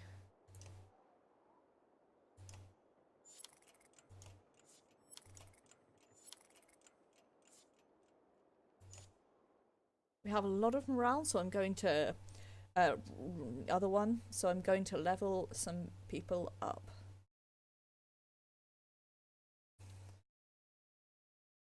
Almost everyone is ready to be leveled apart from Nid, so... Frank thinks I'll take on second ability. Go for it. Commands. Back lines. We've already got somebody with Tempest, so I'm going to choose Forge Ahead.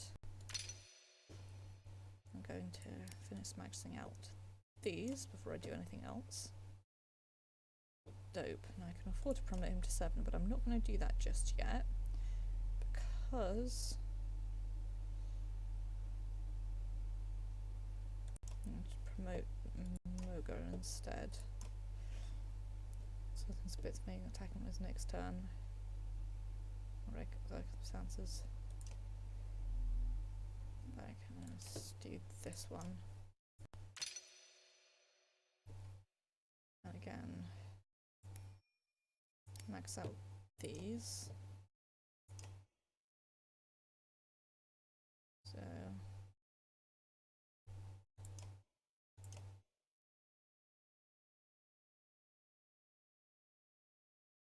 what do we got next? Promote.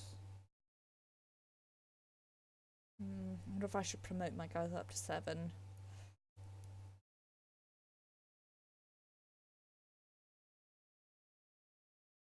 Except I want to keep my other guys up degraded as well. Yeah, I'm going to try and keep everyone not necessarily exactly on the same level, but solidly roughly on the same level.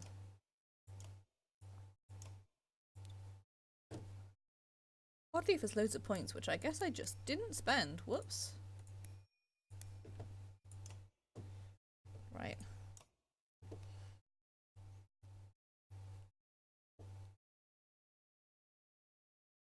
Okay, let's start with Ludin.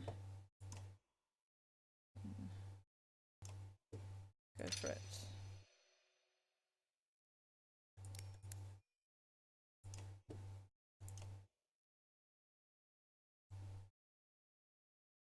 And then I did like Eric. I haven't fought with him in ages though.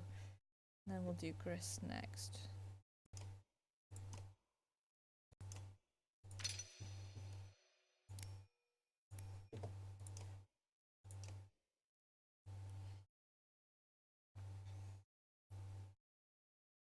I've used Hogan and Mogan in ages. I'm gonna actually promote Leo because I'm interested to see what I can do with him.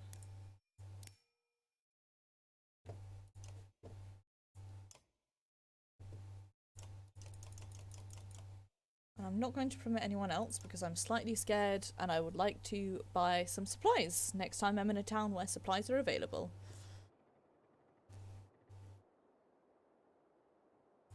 Okay. You make your way across the broken bones of the former trade town, curious as to what's inside this building, which is still somewhat intact. The structure groans as you enter and you hear yourself whispering, this isn't worth it. After a quick survey of the room, only 2 things stand out. A stone with strange etchings resting on a broken mantle and footprints in the dust near a small door in the wall.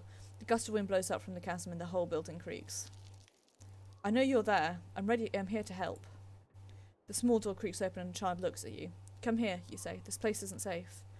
Her red hair catches the light. I'll let you shout. I can save you.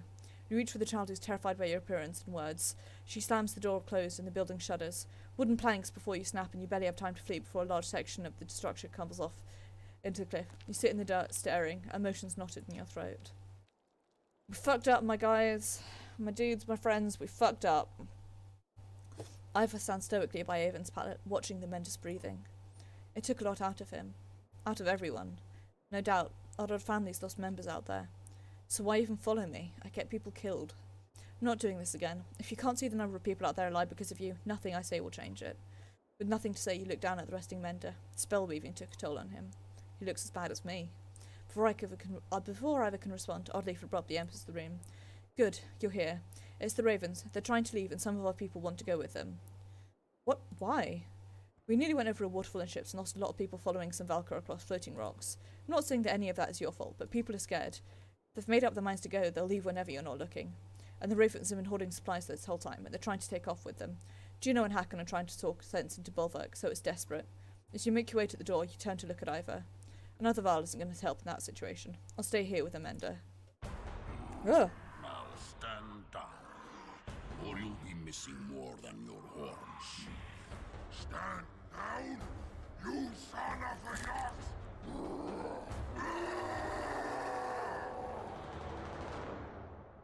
Oh boy.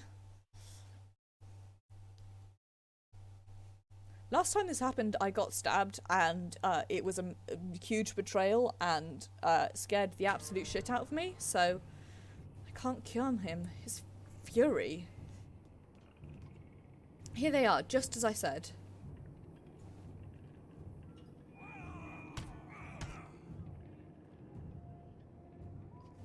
Volvik's lost his mind. Take him down. Okay, I understand. I understand. Thanking you. Right.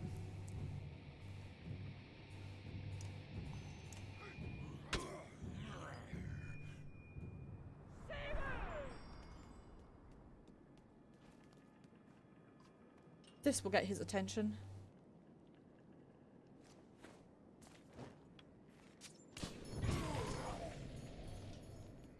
Rip.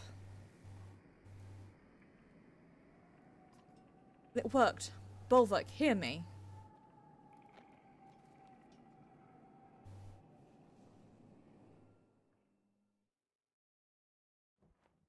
The clansmen chatter as Juno converses with the dazed Bolvik quietly. Hakon grabs your attention. Get ready for a confusing conversation. He motions to Yrsa, one of Prince Luden's bodyguards, who wiped a pitch-covered hand with the rag on her way over to you. Good timing, Witch. How— What the fuck? Oh my god, she reappeared out of nowhere. Jesus wept. I was like, hang on a second. It's her! The one who died out in the woods. Just Hakon. Me being a witch was our secret. I'd hate to have to poison you. Whoever this woman is, she just completely stunned Tuval within moments of each other. A friend of yours, King Hakon? King?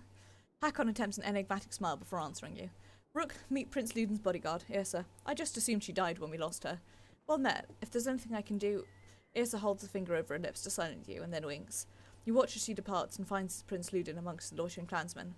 Strange, that one. Stranger than Bolvik being tough as a damn sunder? Ha, I should have mentioned he's a berserk. Probably last of kind after Einatoft. The Valking laughs at your blank look. Berserks lose themselves in the fight. They're as strong as cold bears and just as wild. Hard to say if they're friend or foe in a fight. So Amenda magics us over a chasm and you two decide to kill each other?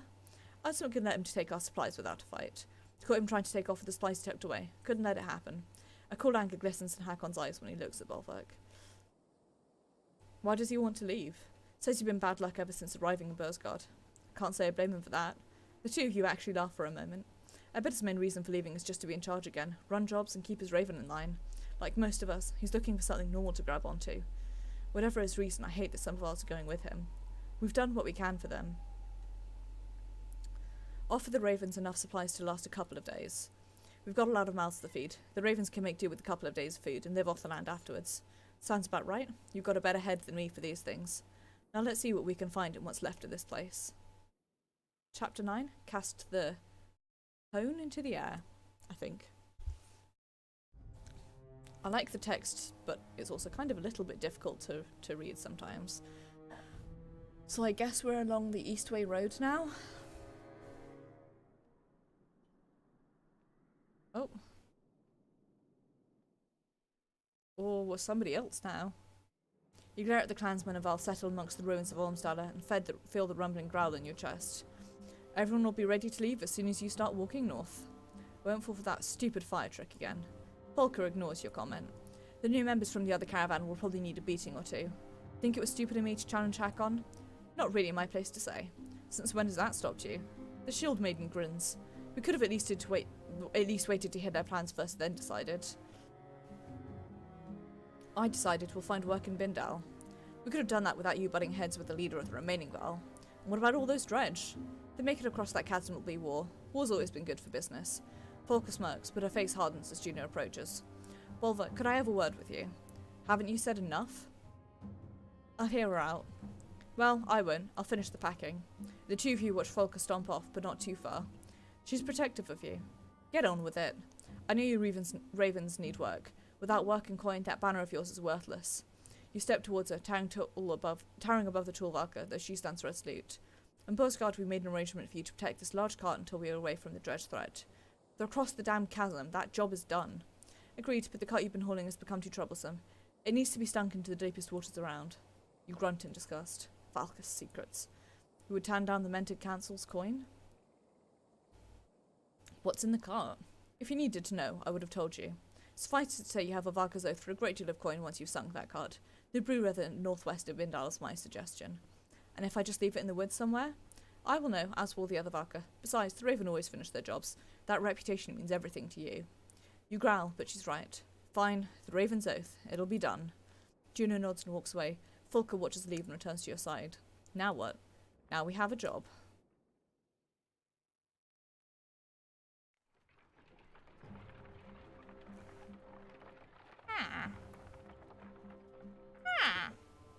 A scout points into the distance with a smile on his face. Walking that direction, you begin to hear the strangest bickering between two Val. Now you've done it, Jut, says one Val with a large shield and a spear. Kept on until other side came nosing about. The other Val glances your way, nods politely, and walks towards you while shouldering his axe. Don't mind my brother Nock, he's a warrior. Nock steps closer and shoves the other Val with his shield. Jut and Val don't have brothers, and it's warrior. Volker looks at you with amusement and confusion. None of the other Ravens seem to know how to react either. You two addled? Not the nicest way to say hello, Nock says, extending a hand greeting. And if you were addled, Jut says, stepping forward and swatting Nock's hand, will we even know it? Nock says, well, you wouldn't shoot, but I'd know. The spectacle continues, and most of the Ravens are now laughing at the absurdity. Not sure what you're after, but we're not sharing food. Jut shakes his head. We're not after food, are we, Nock? Nock says, no. Well, yes and no.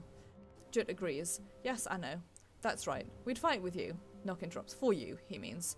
Jut looks annoyed. Nock, we'd fight for food, but we'll fight with this lot. You can join if you shut up. Thank you, Nock says, but Jut slaps a hand over his brother's mouth. Several mercenaries snort, trying to hold back laughing. The two Val smile like fools and fall back in line. I guess. So where are we headed? Vindal. Map always takes a hot second to load.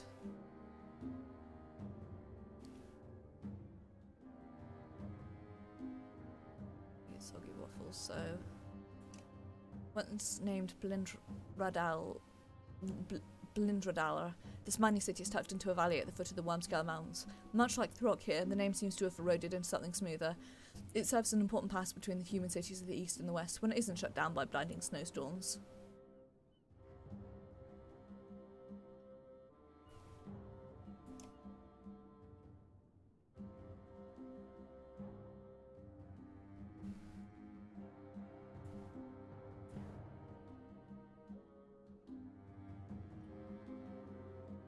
Sorry, I'm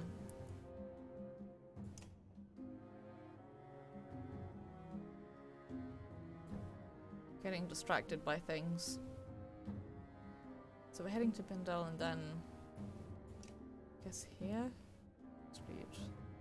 Does that run through them?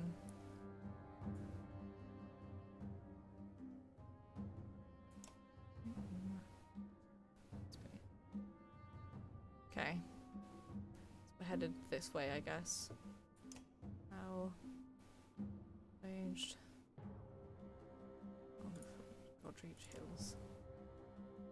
I love looking at the map, but I constantly get distracted by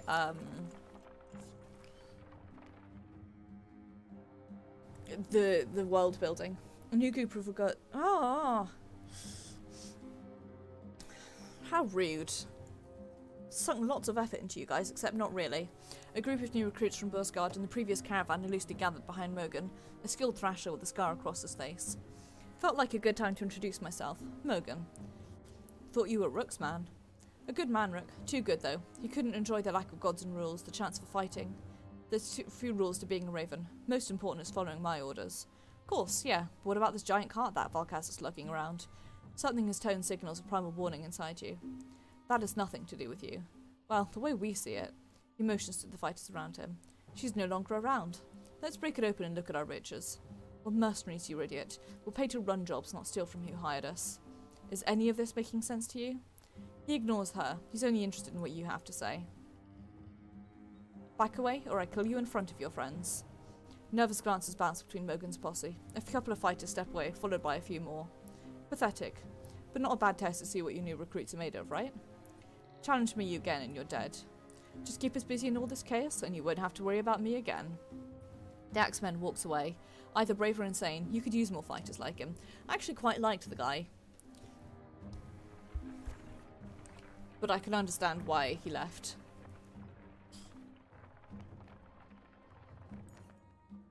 A commotion draws your attention to the nearby woods. You're surprised to see a small group of Dredge, some of which you've never seen before, engaging one of the new recruits from Bursgard. How'd these fucking slags get here, you ask, though no one has any answer. The tattooed fighter is noticeably drunk, but he lobs 2 black axes in quick succession at an approaching scourge. The axes find their mark, shattering stone armour. You draw your ashes and rush in, surprising all the combatants. I want to see what it's like to fight as. Also, now that, oh, seriously? Dude, you're one of my favourites.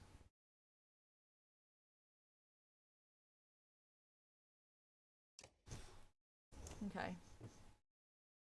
Oh, Rosine, let's look at who we have. So, practical and prone to violence, well-versed leads the mercenaries known as the Ravens with absolute authority. His rage is his weapon, his oath is unbreakable. Between food and mead, he chooses mead. Though flashy with his throwing axes, he's usually rather quiet, saying, I keep myself to myself. Oops. Volker sighs, mind for strategy, and Gal make her the unofficial second-in-command of the Ravens. As the only person alive who will challenge Volker's orders, the other mercenaries give her a wide berth, whether she wants them to or not. Spar has seen more of the world than most, and has more opinions on it than others. He's been with the Ravens longer than any other human, which is a testament to both his physical and emotional resolve. Then again, some think he's just too old and stubborn to die. Mogan we already know about. Mogan's odds with the civil nature of the caravan he joined when he and his twin brother Hogan left their village. He feels the world is right for the taking by anyone bold enough to try. Okay, and cool. So we've got the whole family's here.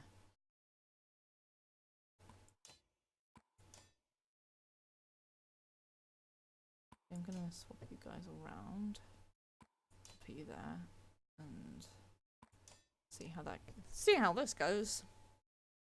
Could go badly, could go fine. We'll find out.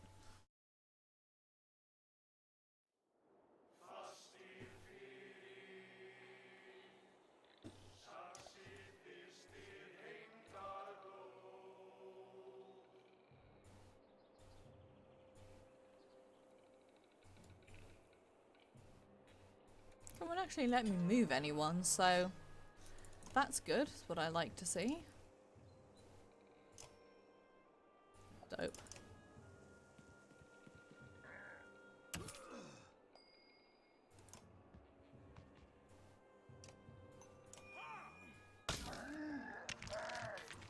Getting ready to hurl a slab of rock. Sure is.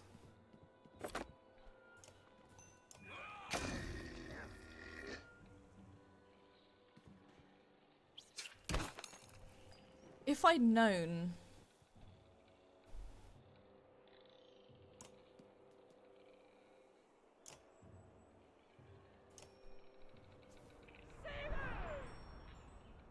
If I'd known that we were immediately going to be playing as the Ravens, I would have given us more supplies, but... Oh, get out of here, nerd.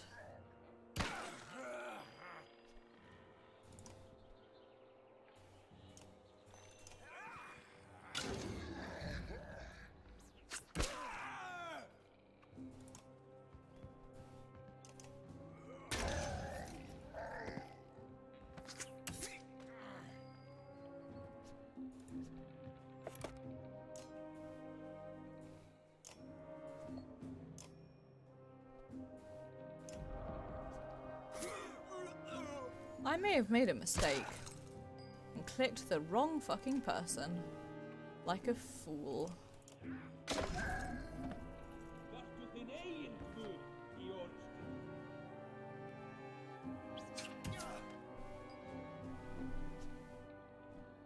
Sure did. That's going to explode in a hot second, so...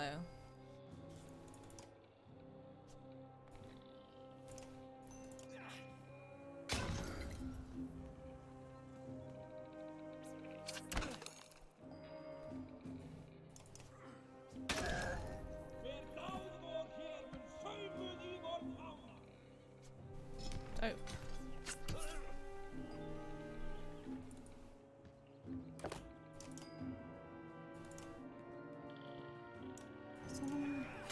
There we go.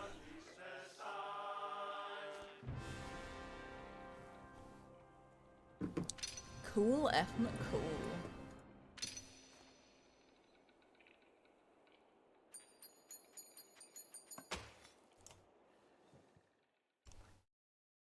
Kind of sad because I really like playing as Rook, but recovering his axe as the mercenary gives you a lazy grin. That was, well, I appreciate the help. Need a drink? I sense more faster swords of potent spices and wood smoke. You wave it off. Why'd you learn to throw like that? Taught myself. Too many close calls face to face. Seems to soften people up a bit. When I do it right. Then do it right. Name's Ollie if you're interested. Grew up in Buzz. You walk off, but give Folker a quick look, letting her know you were impressed by Ollie's throwing.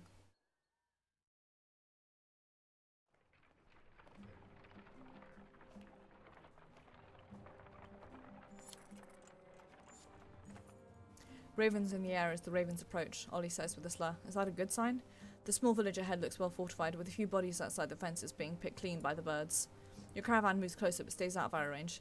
Whoever's in there wants to be left alone, Volker says, but it could be our best chance of supplies around here. Approach the village, stating your needs. You grab a raven and barrow and advance on the town, dodging a warning arrow. We need supplies, you shout. You know who we are, who I am. A few moments passed before several morrows zip past you, one grazing your shoulder near an old scar. Begin the Raven song in charge. The ravens pick up the song, creating harmonies which unsettle the villagers as you all rush the barricades in a solid wall of shields and fury. Again, probably not the best decision, but I love making bad decisions. It's my entire jam. Ask. God. I'm kind of grumpy that I gave people things, but I'm also kind of not grumpy because it was helpful in the end. You know?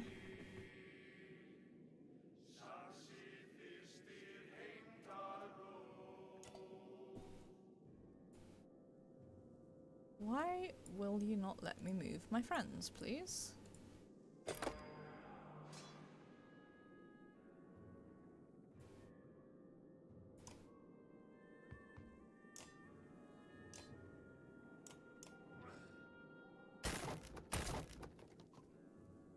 Clear these barricades, all of them.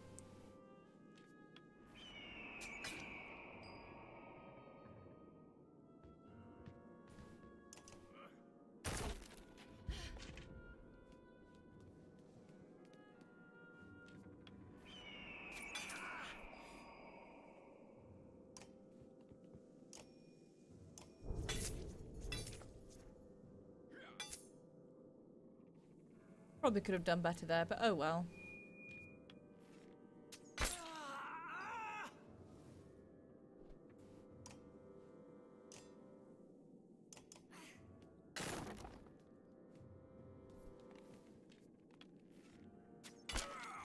Fuck off.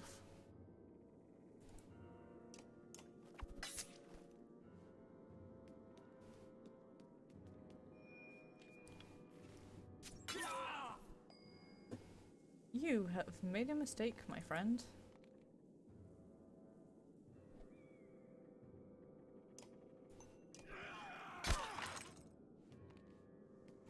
And 110% put yourself in the firing range. God, why are they all after this guy? Anyway, you've got loads of willpower, so I'm going to expend it coming over here and ruining your day. Dope.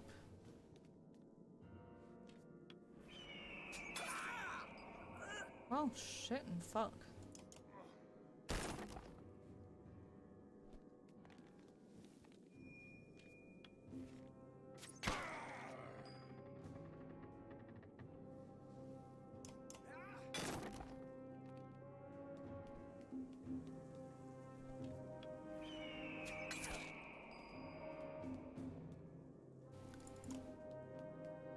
Just want to be like, again, you do realise that this allows me to ruin your day even better, right?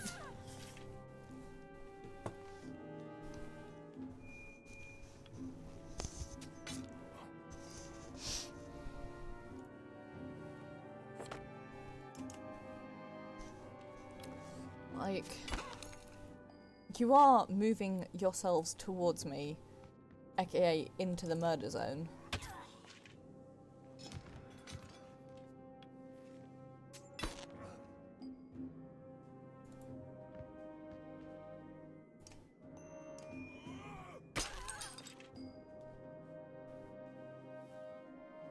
Nope, stop it. I want you to move over here. Nope, and attack her. These barriers make it really difficult to see things. Cool F McCool. Volker is ready for promotion. 15 renown. That's the shit I like to see. You kick down the last of the barricades to find a dozen or so remaining villagers huddled together. Some have bows but no arrows, the others have thrown their blades to the ground. A man steps forward. I'm Friedrich, the oldest of us, he says. We've been fighting off all types from Mornsala for 2 weeks now, just trying to protect what's ours. He looks back at his people and says, you won't find us begging for our lives. Volker pulls you aside and says, they know how to fight, so we'd be stronger if they joined us. You pull at your beard. Or you could make them gather food for us, you say.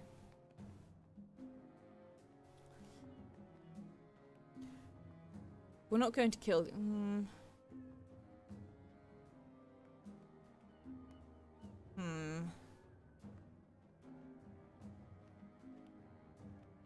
I'm going to take them as clansmen. What, be your slaves? Frederick turns to his people. Is that how we'll be remembered? They all shout never and attempt to grab their blades, but you and the ravens cut them all down with practiced ease. Should have known that wasn't really an option, Volker says, and walks off to look around. Well, I could have made them gather food for us, but such is life. Spar, an old wanderer who joined the ravens over half a century ago, points to the tents on the edge of the village. Looks like the merchants are still here. Maybe they were forced to stick around. Okay, yes, I understand how morale works. Please and thank you. 5, far too long. Yes.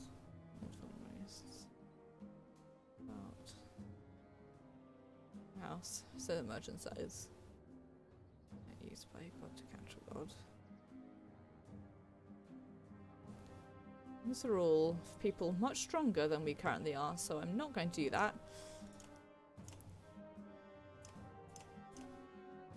Instead, I'm going to buy us 10 days worth of supplies.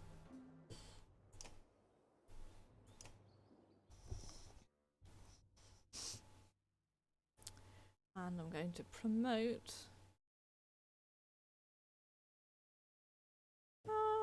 Bercy.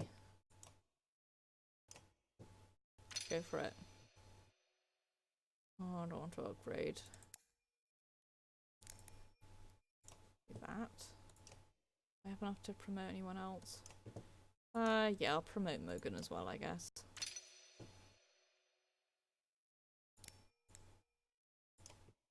I want to max stuff out before I start, like, buying more things.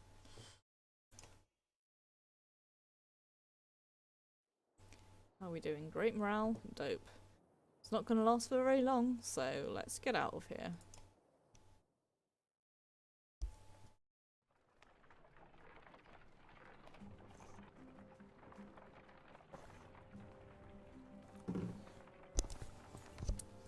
I noticed the others aren't so good at spotting food, Ollie slurs. It's a good thing I spent some time with that tribute fellow. Taught me what's what. But I nearly killed myself in those jagger bushes over there while trying to get these. He steps aside to reveal a large basket full of mushrooms. You look at Volker, who shrugs. We need food, she says. Sure these are okay to eat? I'm sure. Been eating them all day, he says, taking a bite of one. A little bitter is all, but nothing a swig of mead won't solve. He drinks, swallows, and slaps his belly. Take him with us.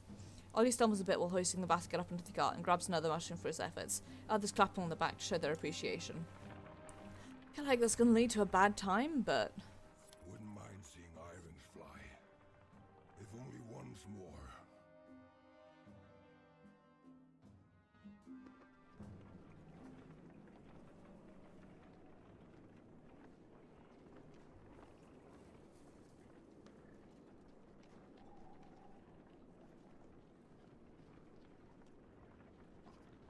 Remember the last time we saw this foul blood axe? Shut up.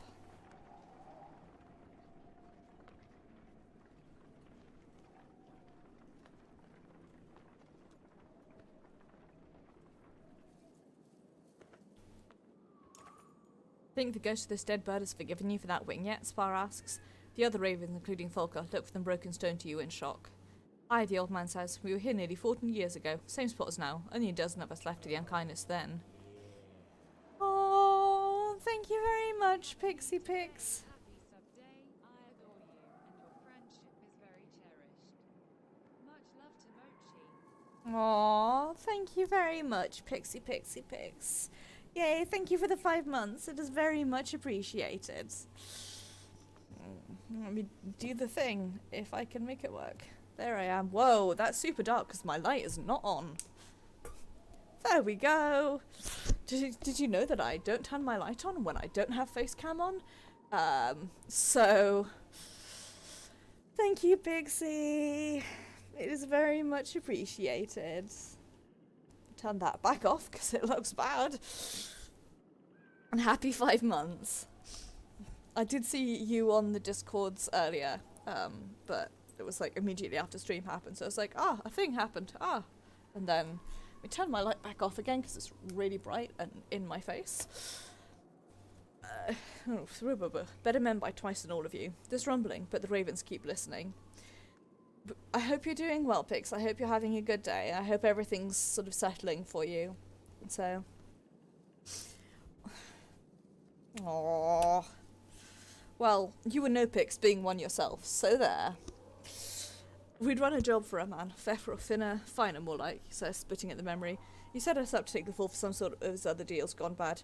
We were Scots around here, and this bear of a vase loses his mind, grabs a tree, a whole tree, and starts swinging. Spar starts coughing but recovers. Nearly killed us all, but old Irons took a hit like no other, and there you have it. The excited ravens start asking you questions, but Spar is all too happy to answer. Study the bird-shaped stone. Ooh, good luck, Pixie. Oh, I believe in you. I believe that you can do it. Good luck. Yeah, next week is going to be well stressful for us as well, so, yeah. Work is bad, but I don't want to think about it. Long weekend now, so focusing on that. Erinx, the god known as the winter bird, stands proudly on an eternal perch of snow and ice. Stories of seasons past, of hunting Radomir across the summer skies, of creating blizzards while flapping its wings to land in winter, cover the outstretched wings. While walking around the stone, you flit with thumbs on something hollow. You clear away some ice and find a wooden box, probably left as a token of faith to the dead god. Leaving anything behind you for the dead is a waste, you say, immediately prying open the box and pocketing the small item within. Dope. I like that we now gain renown for achievements, which is pretty cool. So for example, in that case, we got the achievement for inspecting the Godstone, and as a result, we gain some renown, which is a good way of doing it, I think. Cold creeps under cloaks and forces the ravens to huddle together as the wind whips around you. Snow begins to blot out the Wormscale Mountains in the distance, and you're forced to call for an early camp. Rising from your sleep, you begin pacing, occasionally drumming your fingers on the top of the large cart. A motioning cramp draws your attention. Walking towards it, you hear groans and see Folker's shield rising and falling erratically among some furs. Humans, you snort, but the shield flips away, revealing a dredged grunt staring up at you. Stepping back, you bump into another dredge. Looking around, the entire raven camp is a swarm of stone-armed bodies desperately reaching for you.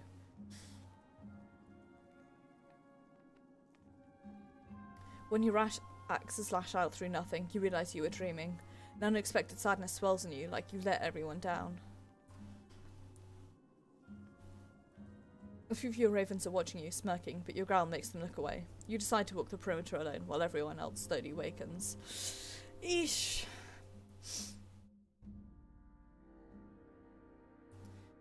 I bet it's that fucking rock. It's that thing in the thing. It's doing this to us. And it's a bad time. We still got good morale, so rather than resting, I'm just gonna ollie on outie again. Out we go. Around to hear you yelling. A harsh voice reaches your ears, followed by the laughter of several others. Your abrupt halt alerts Volker, who immediately signals the ravens to fan out and draw their weapons. Investigate. Over the next rise, a group of 10 haggard fighters and a few elves surround half a dozen peasants in a broken wagon. A woman spots you and shouts, "Help us," but a punch to the stomach drops into the snow. The fighters turn, ready to fight. "Just give us what's in the wagon." "Ha," one man says. "We were going to eat what's in the wagon when we finished with these folks. We're starving." "Then you'll die hungry. Charge." The man's confidence melts away and he all its flight is views from your assault. You give chase for a time, but soon return to the wagon and the peasants. "Thank you," the woman who was punched earlier says. "I'm Sefa. I know you don't want us around, but if you're heading towards Spindle, we'll follow your path." "Fine, but your food is ours." "Payment for saving you," you say. The woman nods her understanding, but you're surprised the wagon is nearly empty. "We'll keep our distance," Sefa says, "but we'll be behind you." You grunt and walk off.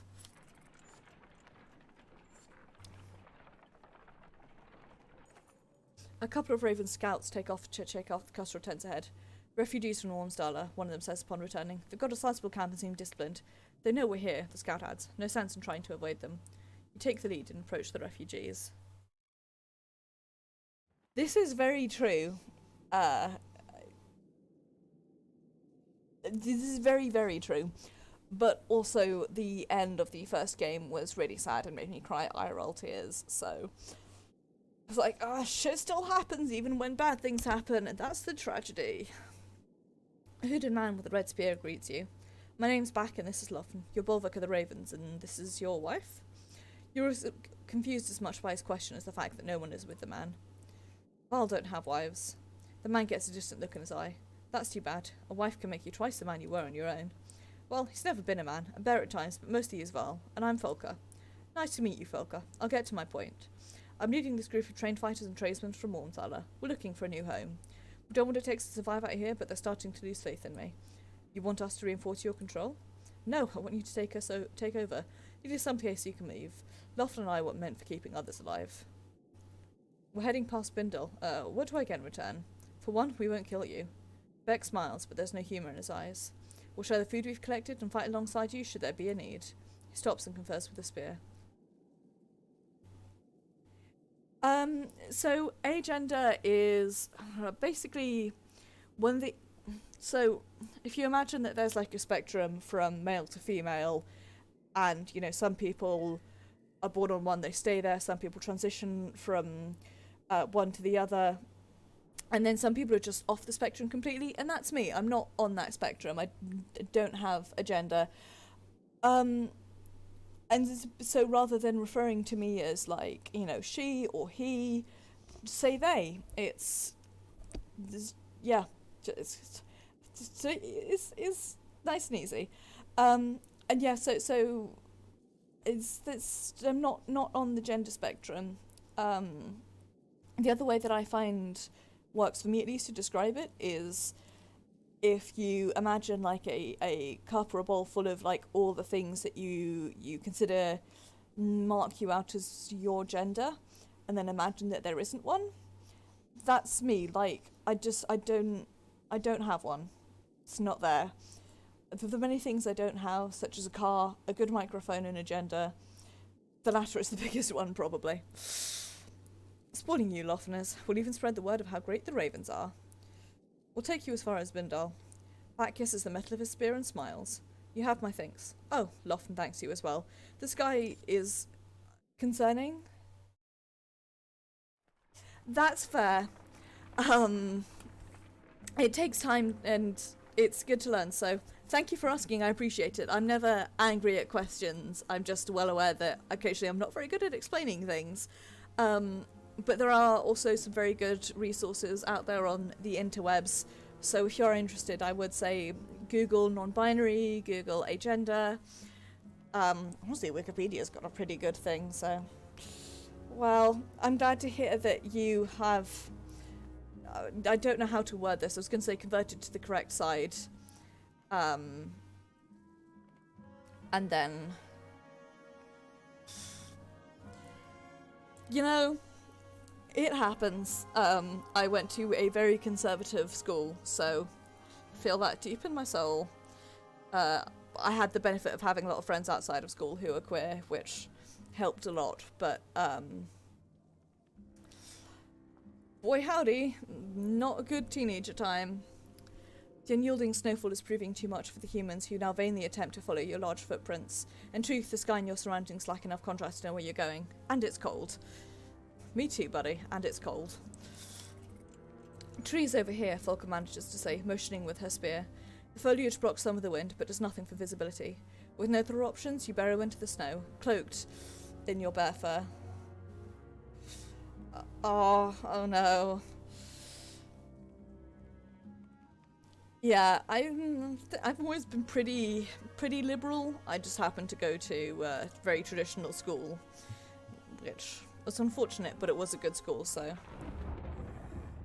Darkness. Lightning. Someone pulling in the energy. Painful. I'm unhappy about this happening in the game.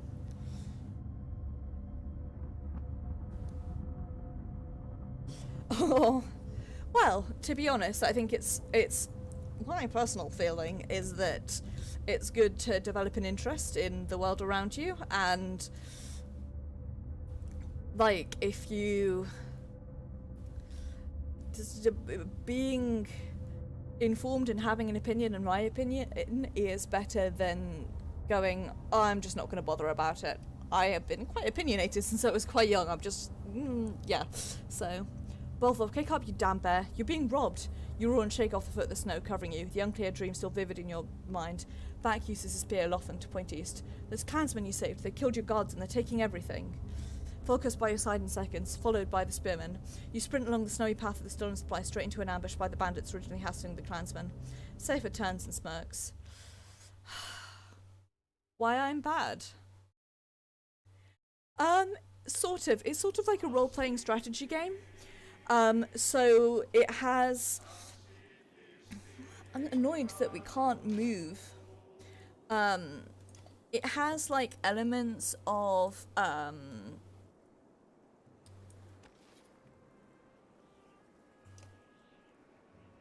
sorry, I'm getting distracted now. It has elements of like strategy games in the sense of like resource management, things like that.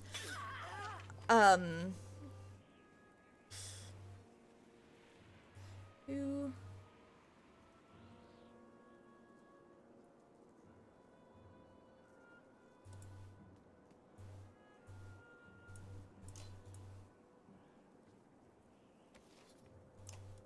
Okay, I see. I'm being stupid. Please forgive.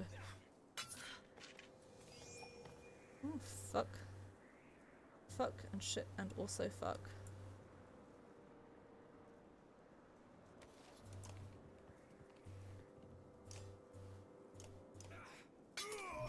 Get out of here, scrub.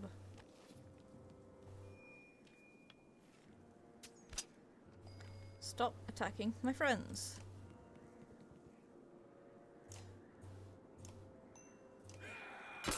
Sorry, getting distracted by things happening in game. So it has like elements of I did not come out to my parents until I didn't come out to my mum until I was moving out of my home. So I feel that. And that was at like 22. Is that how old I was when I moved? So well, I'm really sorry to hear that. I will come fight your parents IRL. That's always my solution to everything. I'm gonna have a bad time very imminently, and I'm unhappy about it.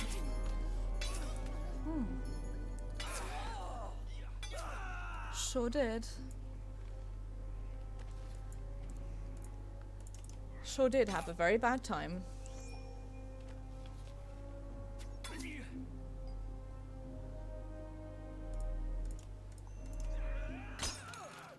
So yeah, sorry, getting distracted. I'm really tired after my hellish transit home from TwitchCon the other day, and I've got a bit of a headache, so I'm a little bit very distracted.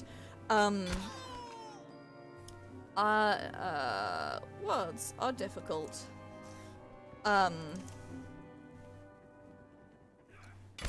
Good fucking luck, my dude.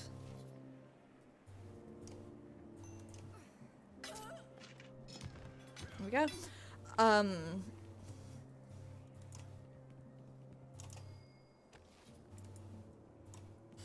So yeah, this game has elements of a role-playing game, but it also has elements of like a strategy game in the sense of like resource management,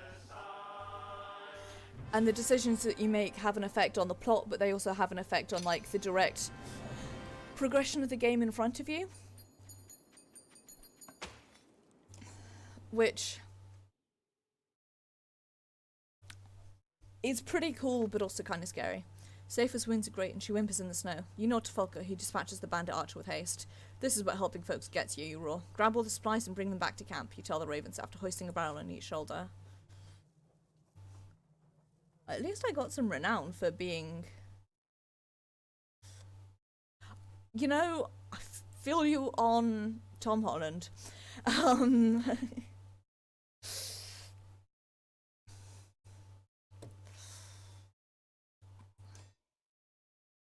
Even I, such as I am, can admit that he is a good-looking man.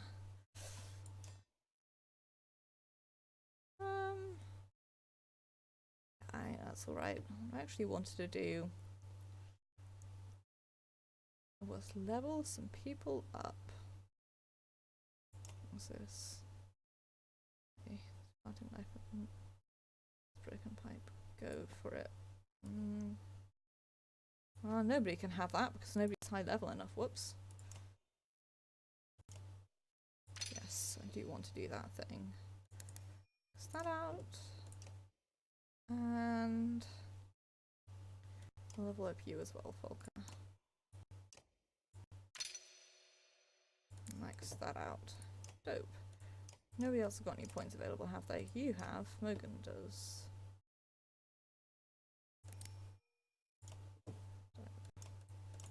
No, but nothing that rule. All good.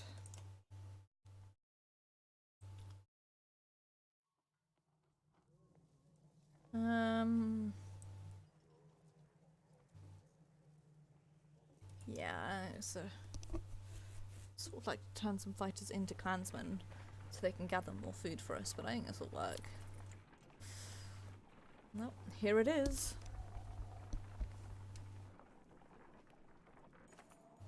Good news, you dullards, Ollie shouts. I've been collecting these little clusters of berries. He holds up a short stem with 3 leaves and 3 berries each. Problem is, I can't remember if the leaves are poison or the berries. He seems oblivious to the trouble he caused with the mushrooms. Eat the berries, Ollie, and we'll see what happens. He looks around. Why's everyone staring? He asks while popping some of the red berries in his mouth. He smacks his lips and has a few more. Hours later, he's back to drinking and looks fine. The rest of you can do what you want. A few ravens risk eating the berries while marching. They seem fine even after a few hours, so the men congratulate the nearly comatose Ollie for a sacrifice.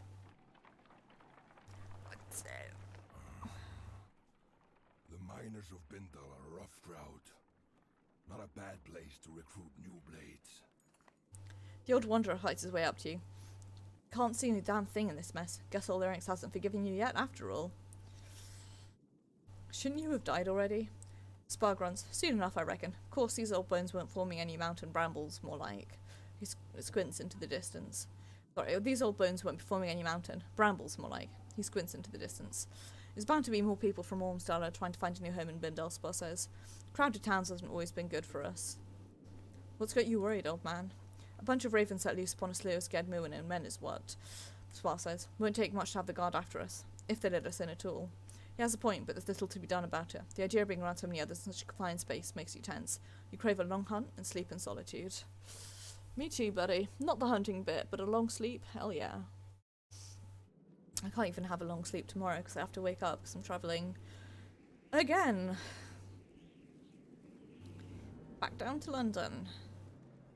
But hey, after that I'm home for a couple of months, which is pretty cool. I'm not down till the end of June after this. All these people are looking for food and a home. And even in June I'm only down for a weekend, so...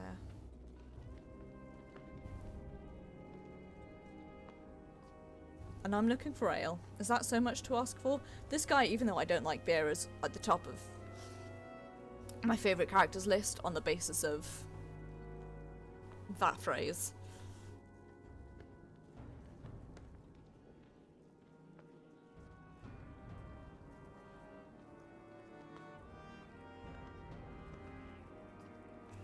I bet that scout tower already sent word ahead of us being here.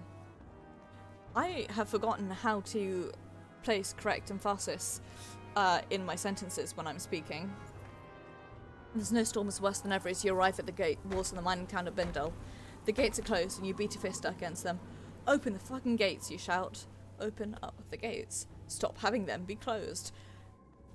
A friend of mine put that with regards to Final Fantasy XIV in a Discord, and I have never been able to stop quoting it since.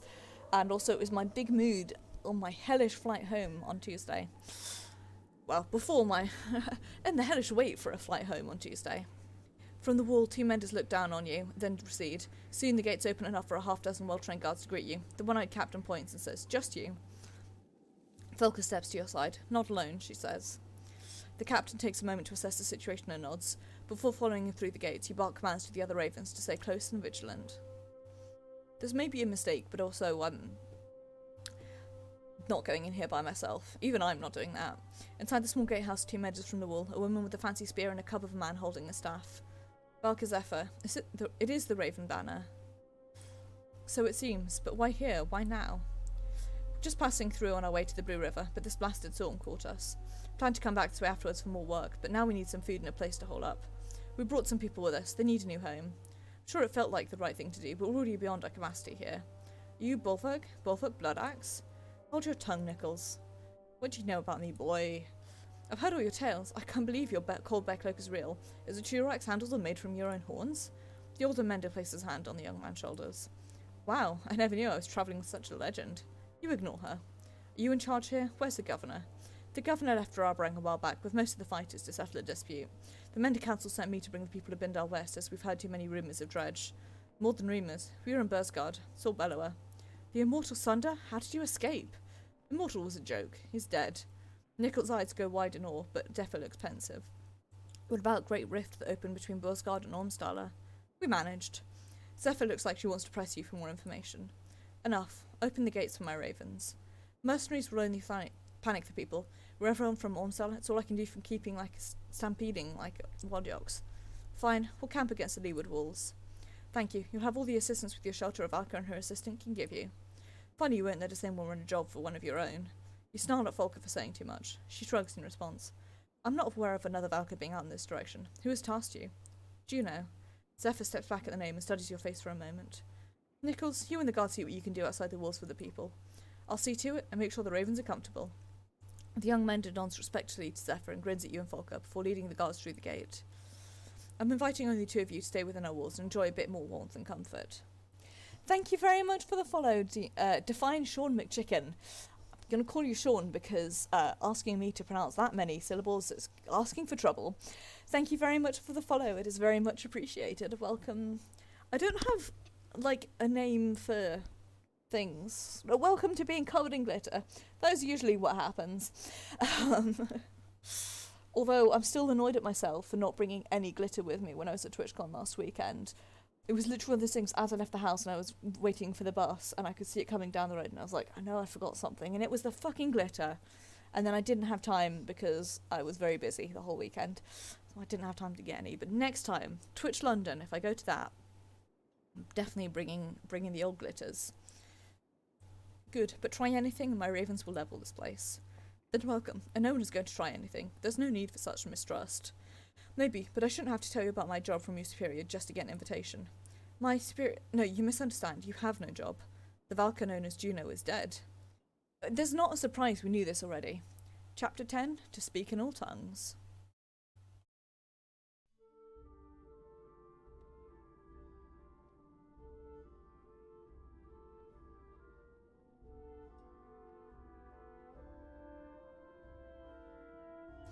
Just had a bad thought. I'm going to hold on to that thought until we get further in the game. The once energetic mender approaches, looking both worn and troubled. I'm not sure I thanked you for the time to recover. I've never woven a spell that strong before. Are you sure you're ready to move on? You look... I know. I caught my reflection earlier. It's a more mature look. The mender grins and his former youth shines through. So, the bad thought I had is that... So, Juno... Juno had this box from Buzzguard that she was paying the ravens to carry, which was definitely, well, I don't know for a fact, but I believe it was giving us the, inverted commas, dredge dreams, where both Rook and then later, the Bulwark, thought that, or had the hallucination of being dredge. So I reckon the box has something dredge related in it, and my bad thought / worry is that it has something which like attracts dredge, and after they left, the reason Juno gave it to them and told them to sink it is because she's trying to get them off our trail. But that then leads to the question of why she brought it with us in the first place. I don't know, I'm just thinking, because all we really know about Juno is that she died and was then resurrected by a being with no clear purpose, and she was then sent to us and is on a mysterious quest for this being with no clear purpose. This being, there is a clear purpose. The being was supposed to destroy the world. It was fate, and then some bad shit happened. The Mender grins and a hint of his former youth shines through. Not everyone would have stopped for so long, especially with the ground rumbling like it has. We'll get there, no matter how long it takes. I'm glad you feel that way, but crumbling mountains and chasms might be a sign to move faster than slower. You give a smile that doesn't quite reach your eyes. Right, well, thanks again. He walks off, glancing back at you only once.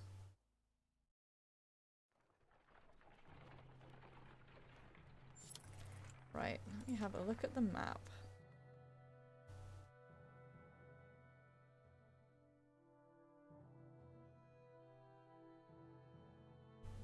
God, it lands so slowly. So here we are. Toilet to Buzzguard, where it comes stands much. Merchants rely heavily on this road, making bandits a common appearance and the use of guards a necessity. So...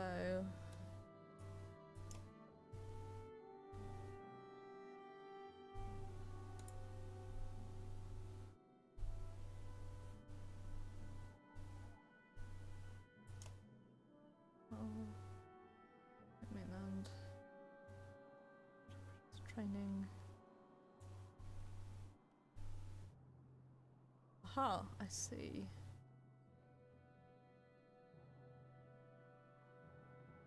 Sort of. Oh, I do see. This is a different road and I'm just an idiot.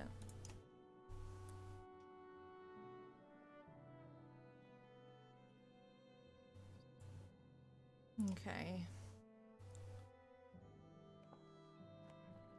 So we're just heading south. A group of 24 humans, thin and dirty, step off the rough path like the caravan pass. Please, a young girl says, anything to eat? Her mother, eyes averted, pulls the girl by the arm to silence her. Why are you all out here? Homes were burned, a man says, coughing. Cows didn't even show a banner. No, we're just trying to get somewhere safe to start over. Similar to us, but we can't spare anything. As you walk past the people, you hear a few grateful words behind you, and know that a few of the clansmen spared some of their own food. Maybe it will keep that group alive. Maybe it will only extend their suffering.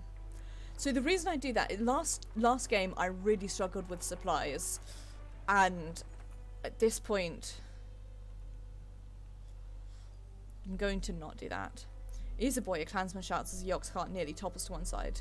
The tramped path of the Eastway Road is steadily turned into a cracked shamble. Looking ahead only gets worse. Various chasms gape like open mouths. You glance back to Avon, who looks at you and shakes his head. The entire caravan comes to a halt. We're beating our belts before finding a way across this broken road, especially with this many. There's no telling how far we'd have to backtrack to head north. Then we'll head south across the Yonsa riverbed. We can head towards Grundar and on west. Trigvi appears around Hakon's elbow before fully coming into view. Heading south is questionable. Those people. Why do you say that? Maybe I spent a lifetime there. Plenty of things to eat under logs, but there's also people in the bogs. His eyes go wide. The Skald should hear my rhyme. But what's wrong with heading south? Different ways of living. Old ways. Stick to the mud and cragsmen are less bothersome. I think he's talking about the boggers, the rough backward people of the Swartzbog. Trigvi founds at Ivor. Words like that can find you swollen and filled with poison. He puffs out his cheek and stares at Ivor. This is why Vel tend to keep within themselves. Each human is crazy in their own way. Trigvi hunches over with laughter until he suddenly stops, sniffs the air and marches away. Strange, but it's a fair warning. We're crossing over into lands most of us have never seen. Just because we left those dredge behind doesn't mean we won't have more wars ahead of us. If we had more supplies, they say we should stop for a few days and train some of these clansmen to fight. Consider your options. Let's just camp. We'll consider training clansmen later. Calls to camp straight down the line. And... okay, I'm going to rest for a day. Talk to Ludin. The prince is acting even more standoffish than usual. You and Ivor have caught him staring ahead and twisting the ring on his finger over and over. Issa quietly stands nearby. Glad to be heading home? Ludin turns to the two of you and offers a polite smile. Even after that chasm, would it surprise you if I said no? I thought you hated being so far from Arbrang. Life on the trail hasn't won me over, but it's not all bad. It's even possible I've learned a few things about leading people while out here. You, Ivor, and Issa are stunned to hear the prince talk this way. I've grown up in comfort and trained with scholars and fighters. I've never known anything else. Saying stuff like that won't make you any friends in the caravan. But that's just it. Among these clansmen I've seen the differences. I think I understand them a bit more. What do you plan to do with this understanding? If we make it to Arbrang without being slaughtered by dredge? When we make it. I'll talk to the king about my ideas for sharing information. Advisors learning from craftsmen, craftsmen learning from advisors. You've never seen the princess animated, but then his face falls. I just don't think the king will appreciate my knowledge. Issa will agree. My father's not what you'd call open-minded. The king's a hard man, has to be, but a son is his weakness. Ludin glares at her, but the archer only smirks. Only smirks, she swept, I can't speak. Can you tell me about King Maynolf? Suppose that there's much to him. He's king. He draws a hard line on nearly every topic. Talking to him is much like being told what to do. In fact, it's exactly that. Let said that about me about times. This isn't about being a son. You'll see. Kings usually have to make tough decisions and stick with them. Maybe someday you'll see why. I know, I just don't think you'll care for my ideas on treating with commoners. What would you like to be called? We're all people, Prince. Even you. Perhaps you're right. Just keep an open mind about your father the way you'd like him to have towards your ideas. That's something I've never considered before. I'll think on it. As Prince Ludin and Issa walk away, you feel like we're watching you. What? Do you believe half the nonsense you say? I think I sounded really wise just then. Sounded like you've been practicing it for a while. That's fair. I'll work on it. The two of you share a smile before moving on. And with that vaguely slightly positive interaction, we are going to end stream off here because it is 11 o'clock and I don't know if I'm raiding tonight, but either way I do have stuff I need to do before raiding and or falling asleep, as the case may be. So I should have a version of this that does not have that thing saying that my next stream is on Saturday, because it isn't. I will not be streaming this weekend because I am going to be... Oh, I've got the hiccups, that's why. Because I'm going to be away, I'm going to be at the house down in London seeing my family for Easter. So there will not be any streams, any scheduled streams at least on Saturday or Sunday. Thank you for coming along, Freachy. I hope that you enjoyed. Take care, have a wonderful evening. I will be streaming Final Fantasy XIV next Tuesday. Thank you, Dirk and Bob. Thank you for coming along. I hope that you enjoyed it. Have a wonderful evening. Words are so difficult. Final Fantasy XIV next Tuesday. I don't know what we'll be doing. We'll be having fun, hanging out, probably doing some raids. I feel like I say this every week and then every week I don't do it. Maybe doing some Eureka. We'll see. And then next Thursday we'll be continuing on with the Banner Saga and probably making more terrible decisions, but we'll find out. I feel like we're doing okay so far, but then I also definitely felt that last time, and then by the end I was like, oh boy howdy, was I not doing so great. So let's see how it goes. Also, let's see who is live, whomst we can go raid. As I fail to type properly. Well, the only person that I follow who's currently live is a person that I don't really watch their videos anymore, so I'm just gonna let auto host kick in and see what happens. So take care, everybody. Thank you very much for watching. I very much appreciate it. Welcome, new friends. I hope that you enjoy I swear most of the time I am slightly more lucid. It's just the tiredness and the headache getting to me today. But I have, after a busy holiday, I've got like a restful long weekend, and so next Tuesday I should be back to normal, fingers crossed. Or I'll have fallen sick over the weekend, and then I'll be even worse. We'll see. Take care, everyone. Thank you very much for watching. Thank you so much for the resub, Pixie. It is very much appreciated. Happy 5 months. And good luck with the move next week. And I will see you guys on Tuesday. Have a wonderful evening.